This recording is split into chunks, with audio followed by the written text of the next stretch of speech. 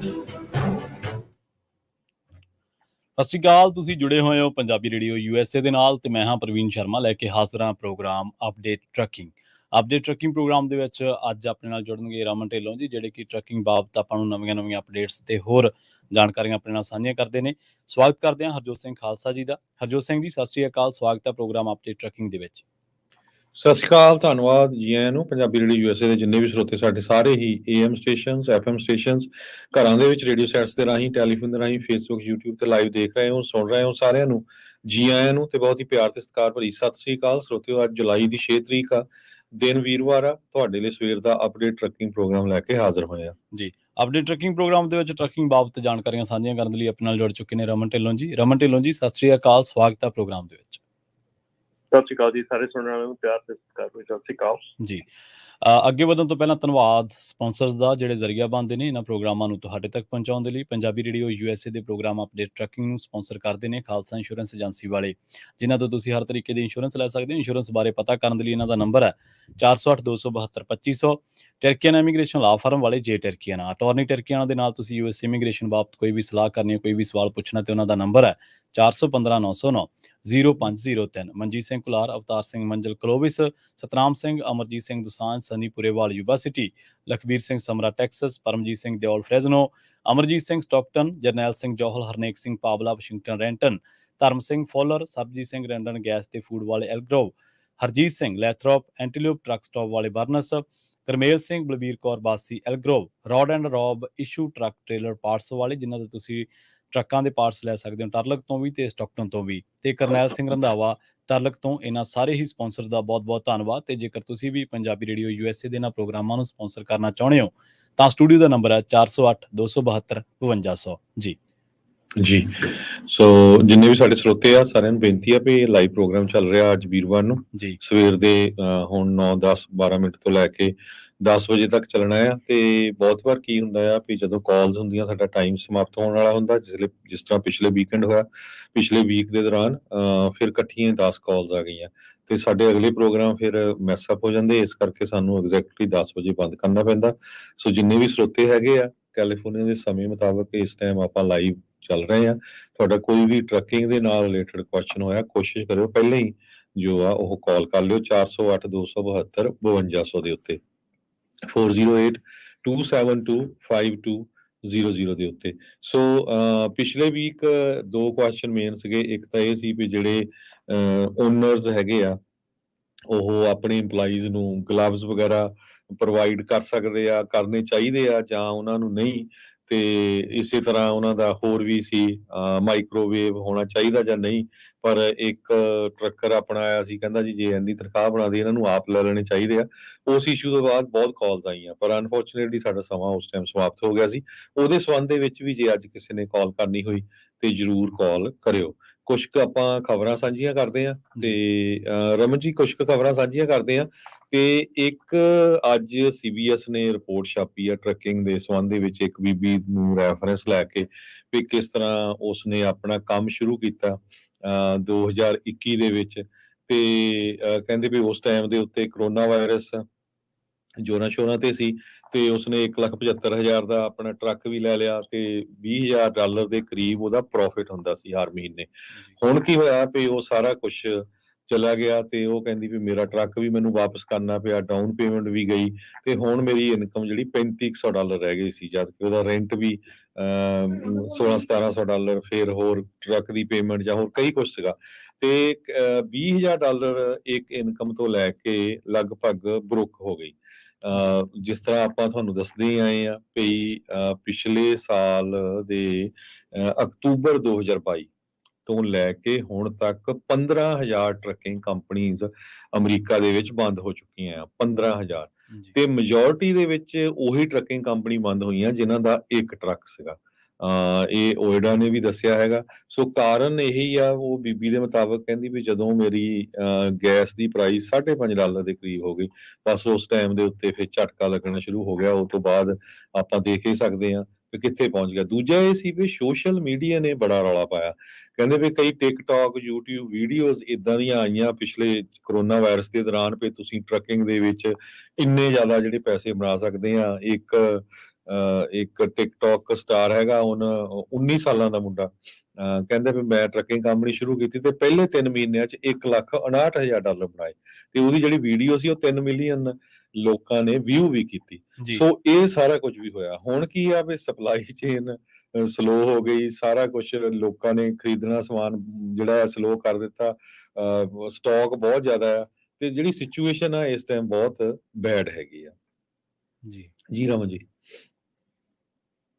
ਜੀ ਬਿਲਕੁਲ, ਤੁਸੀਂ ਹਰਜੋਤ ਭਾਈ ਜਿਹੜੀ ਗੱਲ ਕੀਤੀ ਹੈ ਕਿ ਜਿਹੜੀ ਟਾਈਮਿੰਗ ਦੱਸੀ ਹੈਗੀ ਆ ਕਿ ਆਪਣੀ 21 ਦੇ ਵਿੱਚ ਜਾਂ 20 ਦੇ ਵਿੱਚ ਜਿਹੜੇ ਬੰਦੇ ਆਏ ਆ ਉਹ ਸਾਰੇ ਇਹੋ ਹੀ ਸੋਚ ਕੇ ਆਏ ਸੀਗੇ ਕਿ ਇਹ 'ਚ ਮਤਲਬ ਕਿ ਘੱਟੋ ਘੱਟ $20,000 ਮਹੀਨਾ ਬਣਦਾ ਹੀ ਬਣਦਾ ਆ। ਸੋ ਮੇਰੇ ਖਿਆਲ ਜਦੋਂ ਜਿਹੜੇ ਲੋਕਾਂ ਨੇ ਉਦੋਂ ਡਿਸੀਜਨ ਲਏ ਹੈਗੇ ਆ ਉਹ ਡੈਫੀਨੇਟਲੀ ਇਸ ਵੇਲੇ ਸਾਰੇ ਜਿਹੜੇ ਆ ਆਊਟ ਆਫ ਬਿਜ਼ਨਸ ਦੀ ਤਿਆਰੀ 'ਚ ਆ, ਜਾਂ ਚਲੇ ਗਏ ਜਾਂ ਜਾ ਰਹੇ ਆ, ਕਿਉਂਕਿ ਉਹ ਜਿਹੜਾ ਡਿਸੀਜਨ ਸੀਗਾ ਉਹ ਸਿਰਫ ਇੱਕ ਫॉर ਦੀ ਟਾਈਮ ਬੀਇੰਗ ਸੀਗਾ। ਸੋ ਇਹੋ ਹੀ ਚੀਜ਼ ਆਪਾਂ ਜਦੋਂ ਦਾ ਪ੍ਰੋਗਰਾਮ ਆਪਾਂ ਮੇਰੇ ਖਿਆਲ ਆਪਾਂ 20 ਤੋਂ ਵੀ ਜਾਂ ਪਹਿਲਾਂ ਦਾ ਵੀ ਆਪਾਂ ਪ੍ਰੋਗਰਾਮ ਕਰਦੇ ਹਾਂ, ਆਪਾਂ 20 'ਚ ਗੱਲ ਬਾਰ-ਬਾਰ ਇਹ ਦੁਹਰਾਈ ਸੀਗੀ, 21 ਦੇ ਵਿੱਚ ਗੱਲ ਬਾਰ-ਬਾਰ ਇਹ ਕਹੀ ਸੀਗੀ ਕਿ ਇਹ ਨਾ ਕੀਤਾ ਜਾਵੇ ਜਾਂ ਨਾ ਕਰੋ ਇਸ ਤਰ੍ਹਾਂ ਦੀ ਚੀਜ਼, ਨਾ ਸਟੈਪ ਲਓ ਇਹ ਵਾਲੇ, ਪਰ ਡੈਫੀਨੇਟਲੀ ਉਦੋਂ ਗੱਲ ਨਹੀਂ ਸੁਣੀ ਗਈ। ਸੋ ਇਹ ਨਤੀਜਾ ਇਹ ਹੁੰਦਾ ਕਿ ਜਦੋਂ ਤੁਸੀਂ ਪੂਰਾ ਬਿਜ਼ਨਸ ਦੇ ਵਿੱਚ ਫੁਲੀ ਅੰਡਰਸਟੈਂਡ ਕਰਕੇ ਨਹੀਂ ਆਉਂਦੇ, ਲਰਨ ਕਰਕੇ ਨਹੀਂ ਆਉਂਦੇ, ਬਿਜ਼ਨਸ ਨੂੰ ਸਮਝਦੇ ਨਹੀਂ ਗਏ।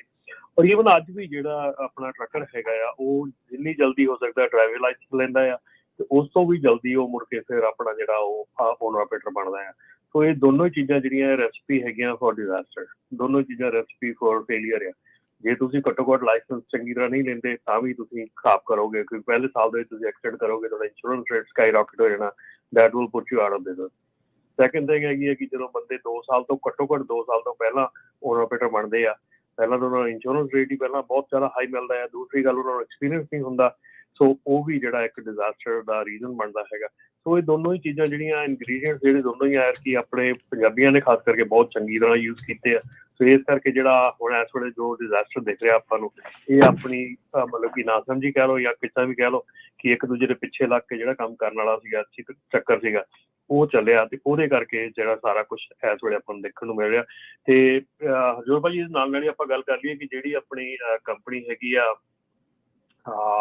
ਓਰੇਗਨ ਦੇ ਵਿੱਚ ਆ, ਮੈਰੀ ਟ੍ਰਾਂਸ ਐਕਸਪ੍ਰੈਸ, ਇਹ ਇਹਦੇ ਲਈ ਕੰਮ ਕਰਦੇ ਆ ਆਪਣੇ ਲਈ ਪੋਸਟਲ ਐਕਸਪ੍ਰੈਸ ਲਈ, ਪੋਸਟਲ ਦੇ ਲਈ ਇਹਨਾਂ ਦੀ ਜਿਹੜੀ ਆ ਕੰਟਰੈਕਟਰ ਹੈਗੇ ਆ। ਸੋ ਇਹਨਾਂ ਨੇ ਵੀ ਇਸ ਵੇਲੇ ਚੈਪਟਰ 11 ਬੈਂਕਰਪਸੀ ਜਿਹੜੀ ਫਾਈਲ ਕੀਤੀ ਹੈ, ਤੇ ਪਲੱਸ ਇਹਦੇ ਵਿੱਚ ਇਹਨਾਂ ਨੇ ਇਹ ਦੱਸਿਆ ਕਿ ਜਿਹੜੇ ਇਹਨਾਂ ਦੇ EMPLOYEES ਹੈਗੇ ਆ ਘੱਟ ਤੋਂ ਘੱਟ 6 ਹਫ਼ਤਿਆਂ ਤੋਂ ਲੈ ਕੇ ਕਈਆਂ ਦੀ 6 ਮਹੀਨਿਆਂ ਤੱਕ ਦੀ ਜਿਹੜੀ ਵੇਜਸ ਹੈਗੀ ਉਹ ਬਿਹਾਈਂਡ ਹੈਗੀ ਆ।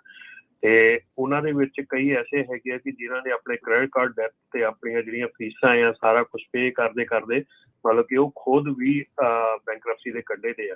ਸੋ ਇਹ ਚੀਜ਼ਾਂ ਜਿਹੜੀਆਂ ਆ ਇਹ ਜਿਸ ਤਰ੍ਹਾਂ ਹੁਣ ਦੂਜੇ ਬੰਨੇ ਆਪਾਂ ਉਹਦੀ ਵੀ ਦੇਖਦੇ ਜਿਹੜੀ ਆਪਾਂ ਗੱਲ ਕਰਦੇ ਸੀਗੇ ਯੈਲੋ ਕਾਰਪ ਦੀ, ਉਹ ਵੀ ਇਹੋ ਹੀ ਪ੍ਰੋਬਲਮ ਦੇ ਵਿੱਚ ਜੂਝ ਰਹੀ ਆ ਇਸ ਵੇਲੇ। ਯੈਲੋ ਕਾਰਪ ਦੇ ਵਿੱਚ ਇਹ ਗੱਲ ਸਮਝਣ ਚ ਆਈ ਆ ਕਿ ਪਿਛਲੇ 13 ਸਾਲਾਂ ਦੇ ਵਿੱਚ ਮੇਰੇ ਖਿਆਲ 4 ਵਾਰੀ ਯੈਲੋ ਕਾਰਪ ਜਿਹੜੀ ਆ ਉਹ ਬੈਂਕਰਪਸੀ ਦੇ ਕੰਢੇ ਤੇ ਗਈ ਆ। ਇੱਕ ਵਾਰੀ ਤਾਂ ਇਹਨੂੰ ਵਾਈਟ ਹਾਊਸ ਬਚਾਇਆ, ਤੇ ਮੁੜ ਕੇ ਫਿਰ ਜਦੋਂ ਨੈਕਸਟ ਟਾਈਮ 2-3 ਵਾਰੀ ਨੂੰ ਜਿਹੜਾ ਆ ਉਹ ਯੂਨੀਅਨ ਜਿਹੜੀ ਹੈਗੀ ਆ ਟੀਮਸਟਰ ਆ, ਉਹਨਾਂ ਨੇ ਹੈਲਪ ਕਰਕੇ, ਉਹਨਾਂ ਨੇ ਆਪਣੇ ਕੁਛ ਨਾ ਕੁਛ ਘਟਾ ਕੇ, ਆਪਣੇ ਬੈਨੀਫਿਟ ਘਟਾ ਕੇ, ਕੁਛ ਕਰਕੇ ਜਿੱਦਾਂ ਵੀ ਉਹਨਾਂ ਨੇ ਉਹ ਕੰਮ ਕੀਤਾ। ਤੇ ਹੁਣ ਜਿਹੜਾ ਹੈਗਾ, ਹੁਣ ਜਿਹੜਾ ਯੈਲੋ ਕਾਰਪ ਜਿਹੜਾ ਆਪਣਾ ਟੀਮਸਟਰ ਦਾ ਪ੍ਰੈਜ਼ੀਡੈਂਟ ਹੈਗਾ ਓਬਰਾਇਨ, ਹਨਾ, ਉਹਨਾਂ ਨੇ ਲਾਸਟ ਵੀਕ ਜਿਹੜੀ ਆ ਉਹ ਇਹ ਚੀਜ਼ ਸਾਹਮਣੇ ਲਿਆਂਦੀ ਆ ਕਿ ਇਹ ਚੀਜ਼ ਜਿਹੜੀ ਆ ਅਸੀਂ ਇਨਫ ਇਜ਼ ਇਨਫ, ਅਸੀਂ ਇਨਫ ਸੈਕਰੀਫਾਈਸ ਕਰ ਚੁੱਕੇ ਹਾਂ। ਤੇ ਆਲਮੋਸਟ 22,000 ਦੇ ਕਰੀਬ ਜਿਹੜੀਆਂ ਯੂਨੀਅਨ ਜੌਬਸ ਹੈਗੀਆਂ ਉਹ ਔਨ ਦ ਸਟੇਕ ਹੈਗੀਆਂ, ਔਨ ਦ ਲਾਈਨ ਹੈਗੀਆਂ। ਸੋ ਇਸ ਕਰਕੇ ਜਿਹੜਾ ਆ ਇਹ ਚੀਜ਼ਾਂ ਜਿਹੜੀਆਂ ਹੈਗੀਆਂ ਹੁਣ ਇਸ ਵੇਲੇ ਜਿਹੜੀ ਆ ਇੱਕ ਹੋਰ ਵੀ ਵੱਡੀ ਚੀਜ਼ ਹੈਗੀ ਹੈ ਕਿ ਜਿਹੜੀ ਆਪਣੀ UPS ਤੇ ਟੀਮਸਟਰ ਦੇ ਵਿੱਚ ਜਿਹੜੀ ਗੱਲਬਾਤ ਆ ਉਹ ਵੀ ਕੱਲ ਦੀ ਟੁੱਟ ਚੁੱਕੀ ਆ, ਉਹ ਜਿਹੜੀ ਕੱਲ ਦੀ ਆ ਉਹ ਫੇਲ ਹੋ ਚੁੱਕੀ ਆ। ਸੋ ਕਾਫੀ ਚੀਜ਼ਾਂ ਜਿਹੜੀਆਂ ਬਦਲ ਰਹੀਆਂ, ਕਾਫੀ ਚੀਜ਼ਾਂ ਪ੍ਰੋਬਲਮੈਟਿਕ ਹੈਗੀਆਂ ਇਸ ਵੇਲੇ।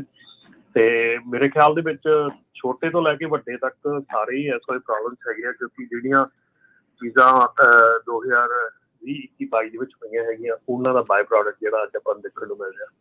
ਜੀ, ਸੋ ਬਿਲਕੁਲ ਦੇਖੋ 8 ਮਹੀਨਿਆਂ ਦੇ ਵਿੱਚ 15,000 ਟਰੱਕਿੰਗ ਕੰਪਨੀ ਦਾ ਅਮਰੀਕਾ ਦੇ ਵਿੱਚ ਬੰਦ ਹੋ ਜਾਣਾ, ਇਹ ਬਹੁਤ ਵੱਡੀ ਗੱਲ ਆ। ਪਿਛਲੇ ਸਮੇਂ 'ਚ ਤੁਸੀਂ ਦੇਖਿਆ ਹੀ ਆ, ਤੁਸੀਂ ਖੁਦ ਵੀ ਗਏ ਸੀ, ਪ੍ਰੈਜ਼ੀਡੈਂਟ ਜੋ ਬਾਈਡਨ ਹੋਣਾ ਨੇ ਈਵਨ ਅਮਰੀਕਨਸ ਨੂੰ ਇਹ ਕਿਹਾ ਸੀ ਵੀ ਟਰੱਕਿੰਗ ਦੇ ਵਿੱਚ ਆਪਣਾ ਕੈਰੀਅਰ ਬਣਾਓ। ਟਰੱਕਿੰਗ ਐਕਸ਼ਨ ਪਲਾਨ ਉਹਨੇ ਜਾਰੀ ਕੀਤੀ ਸੀ ਦਸੰਬਰ 2021 ਦੇ ਵਿੱਚ।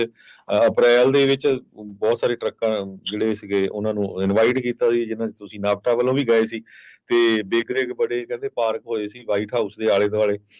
ਤੇ ਉਹ ਤੋਂ ਬਾਅਦ 35,000 ਜੌਬਸ ਵੀ ਕ੍ਰੀਏਟ ਹੋਈਆਂ, ਪਰ ਇੱਕਦਮ ਇੰਨੀਆਂ ਜ਼ਿਆਦਾ ਜੌਬ ਕ੍ਰੀਏਟ ਹੋ ਗਈਆਂ ਤੇ ਹੁਣ ਜਦੋਂ ਡਿਮਾਂਡ ਘਟ ਗਈ ਹੈਗੀ ਆ ਤੇ ਫਿਰ ਉਹੀ ਜਿਹੜਾ ਆ ਝਟਕਾ ਪੂਰਾ ਜਿਹੜਾ ਇਸ ਟਾਈਮ ਦੇ ਉੱਤੇ ਲੱਗਾ ਹੈਗਾ। ਸੋ ਕੰਜ਼ਿਊਮਰ ਸਪੈਂਡਿੰਗ ਆਲਰੇਡੀ ਬਹੁਤ ਕੂਲ ਡਾਊਨ ਹੋ ਗਈ ਆ, ਇਨਫਲੇਸ਼ਨ ਵੱਧ ਗਈ, ਬਿਲਡਿੰਗ ਮਟੀਰੀਅਲ ਸਾਰਾ ਕੁਝ ਵੱਧ ਗਿਆ ਤੇ ਲੋਕਾਂ ਨੇ ਹੁਣ ਜਿਹੜੇ ਪੈਸੇ ਖਰਚਣੇ ਆ ਉਹ ਥੋੜੇ ਘਟਾ ਦਿੱਤੇ ਹੈਗੇ ਆ।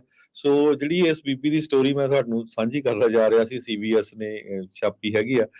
ਉਹ ਕਹਿੰਦੀ ਵੀ ਜੇ ਇੰਨਾ ਬੁਰਾ ਹਾਲ ਹੋਇਆ ਵੀ ਤੁਸੀਂ ਸੋਚ ਨਹੀਂ ਸਕਦੇ, ਜਦੋਂ $5.5 ਨੂੰ ਗੈਲਨ ਗੈਸ ਹੋ ਗਿਆ ਤੇ ਉਹ ਇੱਕ ਤਰ੍ਹਾਂ ਦੇ ਨਾਲ ਨੇਲ ਇਨ ਦਾ ਕੋਫਨ ਸੀ ਵੀ ਜਦਾਂ ਨਾ ਇੱਕਦਮ ਹੀ ਫਿਰ ਇੰਨਾ ਜ਼ਿਆਦਾ ਐਕਸਪੈਂਸ ਵੱਧ ਗਏ ਤੇ ਪੁੱਛੋ ਨਾ।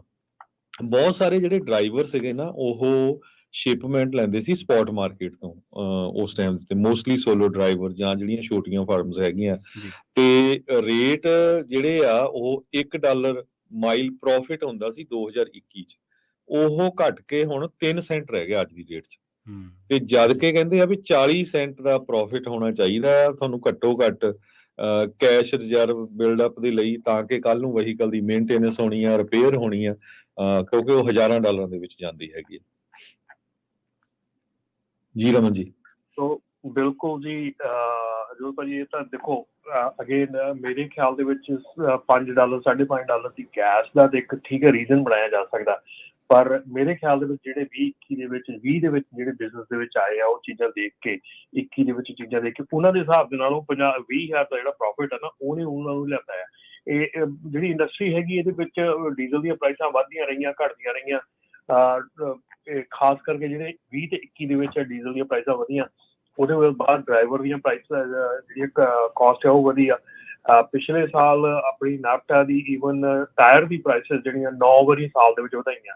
ਸੋ ਇੱਕ ਚੀਜ਼ ਸਿਰਫ ਡੀਜ਼ਲ ਨਹੀਂ ਹੈਗਾ, everything else went up too. ਹੁਣ ਅੱਜ ਦੀ ਤਰੀਕ ਦੇ ਵਿੱਚ ਅਸੀਂ ਬਾਹਰ ਜਾਂਦੇ ਹਾਂ, ਅਸੀਂ ਖਾਣਾ ਖਾਂਦੇ ਹਾਂ ਜਾਂ ਅਸੀਂ ਕਿਤੇ ਕੋਈ ਸ਼ਾਪਿੰਗ ਕਰਦੇ ਹਾਂ, ਆਪਾਂ ਦੇਖਦੇ ਹਾਂ ਕਿ ਹਰ ਇੱਕ ਚੀਜ਼ ਦੇ ਵਿੱਚ ਜਿਹੜਾ ਆ ਐਕਸਪੈਂਸ ਜਿਹੜਾ ਐਕਸਪੈਂਸਿਵ ਵੇ ਐਕਸਪੈਂਸਿਵ ਹੋ ਚੁੱਕਾ। ਕਿਉਂ ਹੋ ਚੁੱਕਾ? ਕਿਉਂਕਿ ਜਿਹੜਾ ਕੋਵਿਡ ਦੇ ਦਰਮਿਆਨ ਲੋਕਾਂ ਨੇ ਜਿਹੜਾ ਟਾਈਮ ਹੰਡਾਇਆ ਜਾਂ ਕੋਵਿਡ ਦੇ ਦਰਮਿਆਨ ਜਿਹੜਾ ਘਾਟਾ ਖਾਧਾ ਜਾਂ ਕੁਝ ਵੀ ਹੋਇਆ, ਉਹਨੂੰ ਰਿਕੂਪ ਕਰਨ ਲਈ ਹਰ ਇੱਕ ਬੰਦਾ ਆਪਣੀ ਜਿਹੜੀ ਪ੍ਰਾਈਸਿਸ ਵਧਾ ਰਿਹਾ ਹੈਗਾ। ਸੋ ਪ੍ਰਾਈਸਿਸ ਵਧਣ ਦਾ ਰੀਜ਼ਨ ਹੈਗਾ ਕਿ ਜਿਹੜੇ ਦੂਸਰੇ ਚੀਜ਼ਾਂ ਹੈਗੀਆਂ ਉਹ ਸਾਰੀਆਂ ਮਹਿੰਗੀਆਂ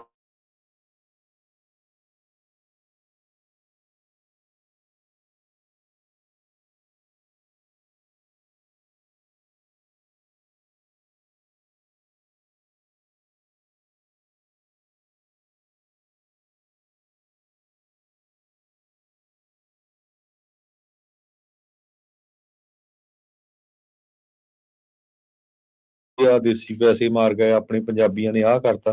ਹੁਣ ਜਿਹੜੀਆਂ ਕੰਪਨੀਆਂ ਦੀ ਆਪਾਂ ਗੱਲਾਂ ਕਰਦੇ ਆ ਉਹ ਪੰਜਾਬੀਆਂ ਦੀ ਨਹੀਂ ਹੈ।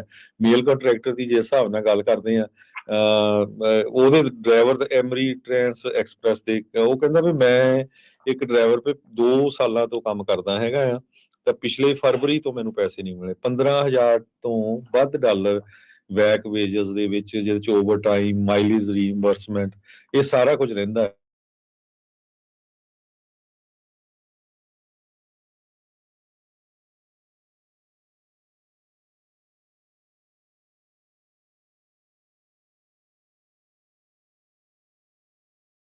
ਕੰਪਨੀ ਲਈ ਕਰਦੇ ਆ, ਮੇਕ ਸ਼ੋਰ ਕਰੋ ਤੁਹਾਡੀ ਜਿਹੜੀ ਪੇ ਆ ਨਾ ਉਹ 2-3 ਵੀਕ ਲੇਟ ਨਾ ਹੋਵੇ, ਤੇ ਜੇ ਉਹ ਲੇਟ ਹੁੰਦੀ ਇਹਦਾ ਮਤਲਬ ਵੀ ਉਹ ਸਿਚੁਏਸ਼ਨ ਸਹੀ ਨਹੀਂ ਹੈ ਤੇ ਬੰਦਾ ਫਸਦਾ ਫਿਰ ਗਾਹਾਂ ਜਿਹੜਾ ਉਹ ਫਸ ਜਾਂਦਾ ਹੈਗਾ ਆ।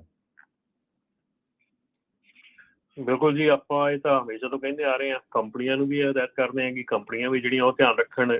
ਜੇ ਤੁਹਾਨੂੰ ਲੱਗ ਰਿਹਾ ਕਿ ਬੈਕ ਪੇ ਹੋ ਰਹੀ ਹੈ, ਕੁਛ ਇੱਦਾਂ ਦੀ ਪ੍ਰੋਬਲਮ ਹੋ ਰਹੀ ਹੈ, ਉਹ ਸਾਈਨਸ ਹੁੰਦੇ ਆ। ਆਪਾਂ ਸਾਈਨਸ ਨੂੰ ਇਗਨੋਰ ਕਰਨਾ ਬਹੁਤ ਚੰਗੀ ਤਰ੍ਹਾਂ ਜਾਣਦੇ ਹਾਂ, ਆਪਾਂ ਸਾਈਨਸ ਨੂੰ ਇਗਨੋਰ ਕਰ ਜਾਂਦੇ ਹਾਂ ਕਿ ਜਿੱਥੇ ਆਪਾਂ ਨੂੰ ਪ੍ਰੋਬਲਮਸ ਆ ਰਹੀਆਂ ਹੈਗੀਆਂ। ਸੋ ਇਸ ਕਰਕੇ ਜੇ ਕਿਸੇ ਦੀ ਵੀ ਪੇ ਜਿਹੜੀ ਆ ਉਹ 2 ਹਫ਼ਤਿਆਂ ਤੋਂ ਲੇਟ ਹੁੰਦੀ ਹੈਗੀ ਆ, ਤੇ ਉਹ ਸਾਈਨ ਹੈਗਾ ਆ ਇਸ਼ੂਜ਼ ਦਾ, ਪ੍ਰੋਬਲਮਸ ਦਾ।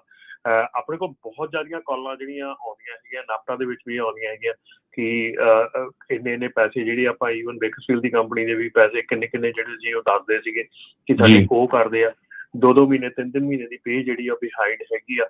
ਸੋ ਉਹ ਜਿਹੜੀਆਂ ਚੀਜ਼ਾਂ ਹੈਗੀਆਂ ਉਹ ਇੱਕ ਸਾਈਨ ਹੁੰਦਾ ਆ ਕੰਪਨੀ ਦਾ ਵੀ ਇਟਸ ਨਾਟ ਡੂਇੰਗ ਗੁੱਡ।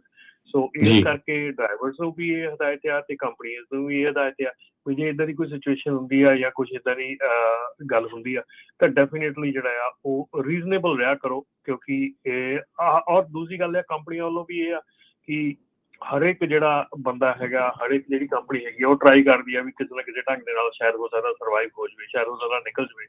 ਸੋ ਕਈ ਕੰਪਨੀਆਂ ਮਤਲਬ ਕਿ ਵਿਲਿੰਗਲੀ ਟਰਾਈ ਕਰਦੀਆਂ ਕਿ ਉਹਨਾਂ ਨੂੰ ਔਰ ਦਿਲੋਂ ਟਰਾਈ ਕਰਦੀਆਂ, ਔਰ ਕਈ ਜਿਹੜੇ ਹੁੰਦੇ ਉਹ ਚੀਜ਼ ਨੂੰ ਉੱਦਾਂ ਹੀ ਡਰੈਕ ਕਰਦੇ ਆ ਕਿ ਚਲੋ ਜਿੰਨਾ ਵੀ ਹੋ ਸਕਦਾ ਵੱਧ ਤੋਂ ਵੱਧ ਕੱਢ ਲਓ ਤੇ ਬਾਅਦ 'ਚ ਦੇਖਾਂਗੇ। ਸੋ ਇਸ ਕਰਕੇ ਮਤਲਬ ਕਿ ਜਿਹੜੀਆਂ ਚੀਜ਼ਾਂ ਹੈਗੀਆਂ ਇਹ ਦੋਨੋਂ ਤਰ੍ਹਾਂ ਨੂੰ ਧਿਆਨ ਰੱਖਣਾ ਚਾਹੀਦਾ ਔਰ ਦੋਨੋਂ ਤਰ੍ਹਾਂ ਨੂੰ ਸਮਝਦਾਰੀ ਨਾਲ ਕੰਮ ਕਰਨਾ। ਸੋ ਬਹੁਤ ਕੇਅਰਫੁਲ ਹੋਣਾ ਚਾਹੀਦਾ। ਬਹੁਤ ਵਾਰ ਕੀ ਹੁੰਦਾ ਵੀ ਜਦੋਂ ਹੁਣ ਤੁਸੀਂ ਸੋਚਦੇ ਆ ਵੀ ਨਹੀਂ ਜੀ ਆਪਾਂ ਲੇਬਰ ਡਿਪਾਰਟਮੈਂਟ ਕੋਲ ਵੀ ਚਲੇ ਜਾਵਾਂਗੇ, US ਡਿਪਾਰਟਮੈਂਟ ਆਫ ਲੇਬਰ ਹੈਗੀ ਆ, ਸਟੇਟ ਦੀ ਹੁੰਦੀ ਹੈਗੀ ਆ ਬਿਊਰੋ ਆਫ ਲੇਬਰ, ਤੇ ਕੀ ਹੁੰਦਾ ਵੀ ਜਦੋਂ ਬੈਂਕਰਪਸੀ ਫਾਈਲ ਕਰ ਦੇਣੀ ਆ ਤੁਸੀਂ ਉਹਨਾਂ ਦੇ ਕੋਲ ਫਾਈਲ ਕਰਦੇ ਵੀ ਮੇਰੇ ਇੰਨੇ ਪੈਸੇ ਰਹਿੰਦੇ, ਉਹਨੂੰ ਸੈਟਲ ਹੋਣ ਨੂੰ ਬੜਾ ਲੰਮਾ ਟਾਈਮ ਲੱਗ ਜਾਂਦਾ। ਤਦ ਤੱਕ ਜਿੱਦਾਂ ਹੁਣ ਟਰੱਕ ਲਏ ਮਹਿੰਗੇ ਆ ਲੋਕਾਂ ਨੇ, ਉਹ ਵਾਪਸ ਟਰੱਕਿੰਗ ਕੰਪਨੀਆਂ ਨੇ ਲੈ ਜਾਣੇ ਆ। ਜੇ ਉਹਨਾਂ ਦੇ ਕੋਲ ਕੋਈ ਐਸਟ ਹੀ ਹੈ ਨਹੀਂ ਤੇ ਤੁਹਾਨੂੰ ਮਿਲਣਾ ਕੁਛ ਨਹੀਂ ਹੈਗਾ। ਸੋ ਕੋਸ਼ਿਸ਼ ਇਹੀ ਕਰੋ ਵੀ ਜੇ ਤੁਹਾਨੂੰ ਲੱਗਦਾ ਆ ਵੀ ਇਹ ਕੰਪਨੀ ਦਾ ਬੁਰਾ ਹਾਲ ਹੋ ਰਿਹਾ, 2 ਵੀਕ ਤੁਹਾਡੀ ਲੇਟ ਆ, ਤੇ ਬੈਟਰ ਇਹੀ ਆ ਵੀ ਚਲੋ 2 ਵੀਕ ਇਹੀ ਸੋਚ ਲਿਆ ਵੀ ਫ੍ਰੀ ਕਰ ਲਿਆ, ਉਹ ਤੋਂ ਬਾਅਦ ਹੋਰ ਕਿਤੇ ਕੋਸ਼ਿਸ਼ ਕਰ ਲਓ। ਬਿਲਕੁਲ ਜੀ। ਤੇ ਇਹ ਚੀਜ਼ ਦੇ ਨਾਲ ਆਪਾਂ ਜਿਹੜੀ ਅੱਗੇ ਗੱਲ ਕਰਦੇ ਸੀਗੇ ਹਰਜੋਤ ਜੀ ਕਿ ਜਿਹੜੀ ਕੈਲੀਫੋਰਨੀਆ ਹੈਗੀ ਹੈ, ਕੈਲੀਫੋਰਨੀਆ ਕੋਲੀਸ਼ਨ ਬਣਾਈ ਹੈ ਜਿਹੜੀ, ਉਹਨੇ ਕੋਰਟ ਨੂੰ ਕਿਹਾ ਹੈਗਾ ਕਿ EPA ਦੇ ਫੈਸਲੇ ਦੀ ਬੈਕ ਕਰੇ, EPA ਦੇ ਫੈਸਲੇ ਦਾ ਸਾਥ ਦੇਵੇ। ਕੋਰਟ ਨੂੰ ਇਹ ਗੱਲ ਕਹੀ ਹੈਗੀ ਆ।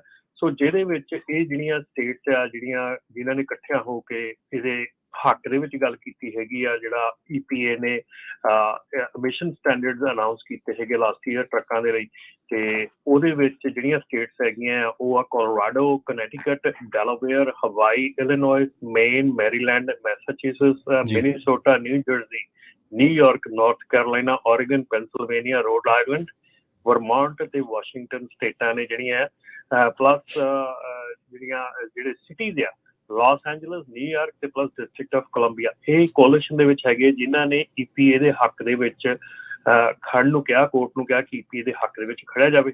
ਤੇ ਜਿਹੜੇ ਇਹਦੇ ਖਿਲਾਫ ਹੈਗੀਆਂ ਜਿਹੜੀਆਂ ਸਟੇਟਸ ਹੈਗੀਆਂ ਜਿਨ੍ਹਾਂ ਨੇ ਲਾਸੂਟ ਕੀਤਾ ਹੈਗਾ EPA ਦੇ, ਉਹਦੇ ਵਿੱਚ ਹੈਗੀਆਂ Alabama, Arkansas, Georgia, Kansas, Kentucky, Indiana, Louisiana, Mississippi, Missouri, Montana, Nebraska, North Dakota, Oklahoma, Ohio, South Carolina, Utah, West Virginia ਤੇ ਵਾਇਓਮਿੰਗ। ਇਹ ਲਾਸੂਟ ਕੀਤਾ ਹੋਇਆ ਜਿਹਦੇ ਕਿ EPA ਦਾ ਜਿਹੜਾ ਰੂਲ ਹੈਗਾ ਉਹਦੇ ਖਿਲਾਫ। ਸੋ ਇਹ ਇਸ ਵੇਲੇ ਜਿਹੜੀ ਆ ਕੈਲੀਫੋਰਨੀਆ ਵੱਲੋਂ ਕੋਰਟ ਤੋਂ ਮੰਗ ਕੀਤੀ ਗਈ ਹੈ ਕਿ ਜਿਹੜੀ ਕੋਰਟ ਹੈਗੀ ਆ ਉਹ ਇਸ ਕੋਲੀਸ਼ਨ ਦਾ ਸਾਥ ਦੇਵੇ, ਕਿਉਂਕਿ ਕੈਲੀਫੋਰਨੀਆ ਵੱਲੋਂ ਕਹਿਣਾ ਇਹ ਆ, ਗਵਰਨਰ ਜਿਹੜਾ ਗੈਵਿਨ ਨਿਊਸਮ ਹੈਗੇ ਉਹਨਾਂ ਵੱਲੋਂ ਕਹਿਣਾ ਆ ਕਿ ਜਿਹੜਾ ਅਸੀਂ ਅੱਜ ਤੱਕ ਦਾ ਜ਼ੀਰੋ ਮਿਸ਼ਨ ਦੇ ਵਿੱਚ ਅਸੀਂ ਅੱਗੇ ਵਧੇ ਆ ਵੀ ਅਸੀਂ ਉਹਨੂੰ ਇਹ ਕਿਸੇ ਵੀ ਪ੍ਰਾਈਸ ਦੇ ਉੱਤੇ ਅਸੀਂ ਉਹਨੂੰ ਜਿਹੜਾ ਆ ਉਹ ਛੱਡ ਨਹੀਂ ਸਕਦੇ। ਔਰ ਜਿਹੜੀ ਪ੍ਰੋਬਲਮ ਹੈਗੀ ਆ ਇਸ ਵੇਲੇ ਕੈਲੀਫੋਰਨੀਆ ਦੇ ਵਿੱਚ ਉਹ ਇਹ ਹੁੰਦਾ ਕਿ ਜੇ ਆਪਾਂ ਨੂੰ ਸਾਰਿਆਂ ਨੂੰ ਪਤਾ ਕਿ ਜਿਹੜਾ ਕੈਲੀਫੋਰਨੀਆ ਦੇ ਵਿੱਚ ਰੂਲ ਐਂਡ ਰੈਗੂਲੇਸ਼ਨ ਬਣਦਾ ਹੈਗਾ ਉਹ ਅੱਗੇ ਸਾਰੀਆਂ ਸਟੇਟਸ ਜਿਹੜੀਆਂ ਫੋਲੋ ਕਰਦੀਆਂ ਹੈਗੀਆਂ। ਸੋ ਕਾਫੀ ਸਟੇਟਸ ਨੇ ਜਿਹੜਾ ਆਲਰੇਡੀ ਜਿਹੜਾ ਜ਼ੀਰੋ ਮਿਸ਼ਨ ਵਾਲਾ ਹੈਗਾ, ਤੇ ਉਹ ਪਹਿਲਾਂ ਜ਼ੀਰੋ ਮਿਸ਼ਨ ਸੀਗਾ, ਹੁਣ ਜਿਹੜਾ ਆ ਉਹ ਹੈਗਾ ਐਡਵਾਂਸ ਜ਼ੀਰੋ ਮਿਸ਼ਨ। ਸੋ ਜਿਹੜਾ ਐਡਵਾਂਸ ਜ਼ੀਰੋ ਮਿਸ਼ਨ ਵਾਲਾ ਕੰਮ ਹੈਗਾ ਉਹਦੇ ਵਿੱਚ ਜਿਹੜਾ ਕਹਿੰਦੇ ਆ ਕਿ ਅਗਲੇ ਸਾਲ ਤੋਂ ਕੋਈ ਵੀ ਡੀਲਰ ਜਿਹੜਾ ਕੈਲੀਫੋਰਨੀਆ ਦੇ ਵਿੱਚ ਡੀਜ਼ਲ ਟਰੱਕ ਸੈਲ ਕਰਦਾ ਹੈਗਾ ਉਹਨੂੰ 10% ਪਹਿਲਾਂ ਇਲੈਕਟ੍ਰਿਕ ਟਰੱਕ ਸੈਲ ਕਰਨੇ ਪੈਣੇ ਆ ਬਿਫੋਰ ਦੇ ਸਟਾਰਟ ਸੈਲਿੰਗ ਡੀਜ਼ਲ ਟਰੱਕ। ਸੋ 10% ਇਲੈਕਟ੍ਰਿਕ ਟਰੱਕ ਸੈਲ ਕਰਨੇ ਪੈਣੇ ਆ ਡੀਜ਼ਲ ਟਰੱਕ ਇੱਕ ਵੇਚਣ ਤੋਂ ਪਹਿਲਾਂ। ਸੋ ਇਹਦੇ ਨਾਲ ਜਿਹੜਾ ਡੀਜ਼ਲ ਟਰੱਕ ਵੇਚਣਾ ਹੈਗਾ ਉਹਦੇ ਵੀ ਇੰਜਨ ਦੇ ਐਮਿਸ਼ਨਸ ਜਿਹੜੇ ਆ ਉਹ ਅਗਲੇ ਸਾਲ ਚੇਂਜ ਹੋਣੇ ਹੈਗੇ ਆ। ਸੋ ਉਹਦੇ ਵਿੱਚ ਵੀ ਜਿਹੜੇ ਇੰਜਨ ਦੇ ਮੈਨੂਫੈਕਚਰਰਸ ਆ ਉਹਨਾਂ ਨੇ ਲਾਸ ਆਊਟ ਕੀਤਾ ਸੀਗਾ ਕਿ ਸਾਡੇ ਕੋਲ ਇਨਫ ਟਾਈਮ ਨਹੀਂ ਹੈਗਾ ਇੰਜਨ ਨੂੰ ਮੈਨੂਫੈਕਚਰ ਕਰਨ ਦੇ ਲਈ, ਇੰਜਨ ਨੂੰ ਉਸ EPA ਦੇ ਕਾਰ ਦੇ ਸਟੈਂਡਰਡਸ ਦੇ ਲਈ ਬਣਾਉਣ ਦੇ ਲਈ। ਸੋ ਸਾਨੂੰ ਥੋੜਾ ਜ਼ਿਆਦਾ ਟਾਈਮ ਦਿੱਤਾ ਜਾਣਾ ਚਾਹੀਦਾ। ਸੋ ਉਹਨਾਂ ਨੇ 2027 ਤੱਕ ਦਾ ਟਾਈਮ ਦਿੱਤਾ ਸੀ, ਜਿਹੜਾ ਮੇਰੇ ਖਿਆਲ ਦੇ ਵਿੱਚ ਡਿਨਾਈ ਹੋ ਗਿਆ, ਉਹਨਾਂ ਦਾ ਲਾਸ ਆਊਟ ਵੀ ਆਊਟ ਹੋ ਗਿਆ। ਸੋ ਇਸ ਕਰਕੇ ਜਿਹੜਾ ਨੈਕਸਟ ਹੈਗਾ ਜਿਹੜਾ ਨੈਕਸਟ ਈਅਰ ਹੈਗਾ ਉਹਦੇ ਵਿੱਚ 2 ਚੀਜ਼ਾਂ ਜਿਹੜੀਆਂ ਕਾਫੀ ਇੰਪੋਰਟੈਂਟ ਆ ਰਹੀਆਂ ਹੈਗੀਆਂ ਕਿ ਜਿਹੜਾ ਕਾਰ ਦਾ ਐਮਿਸ਼ਨ ਸਟੈਂਡਰਡ ਹੈਗਾ ਉਹਦੇ ਮੁਤਾਬਕ ਜਿਹੜੇ ਇੰਜਨ ਮੈਨੂਫੈਕਚਰ ਹੈਗੇ ਆ ਉਹਨਾਂ ਵੱਲੋਂ ਅਜੇ ਇੰਜਨ ਪੂਰੀ ਤਰ੍ਹਾਂ ਮੈਨੂਫੈਕਚਰ ਨਹੀਂ ਕੀਤਾ ਗਿਆ ਹੈਗਾ ਔਰ ਹੋਇਆ ਨਹੀਂ ਹੈਗਾ।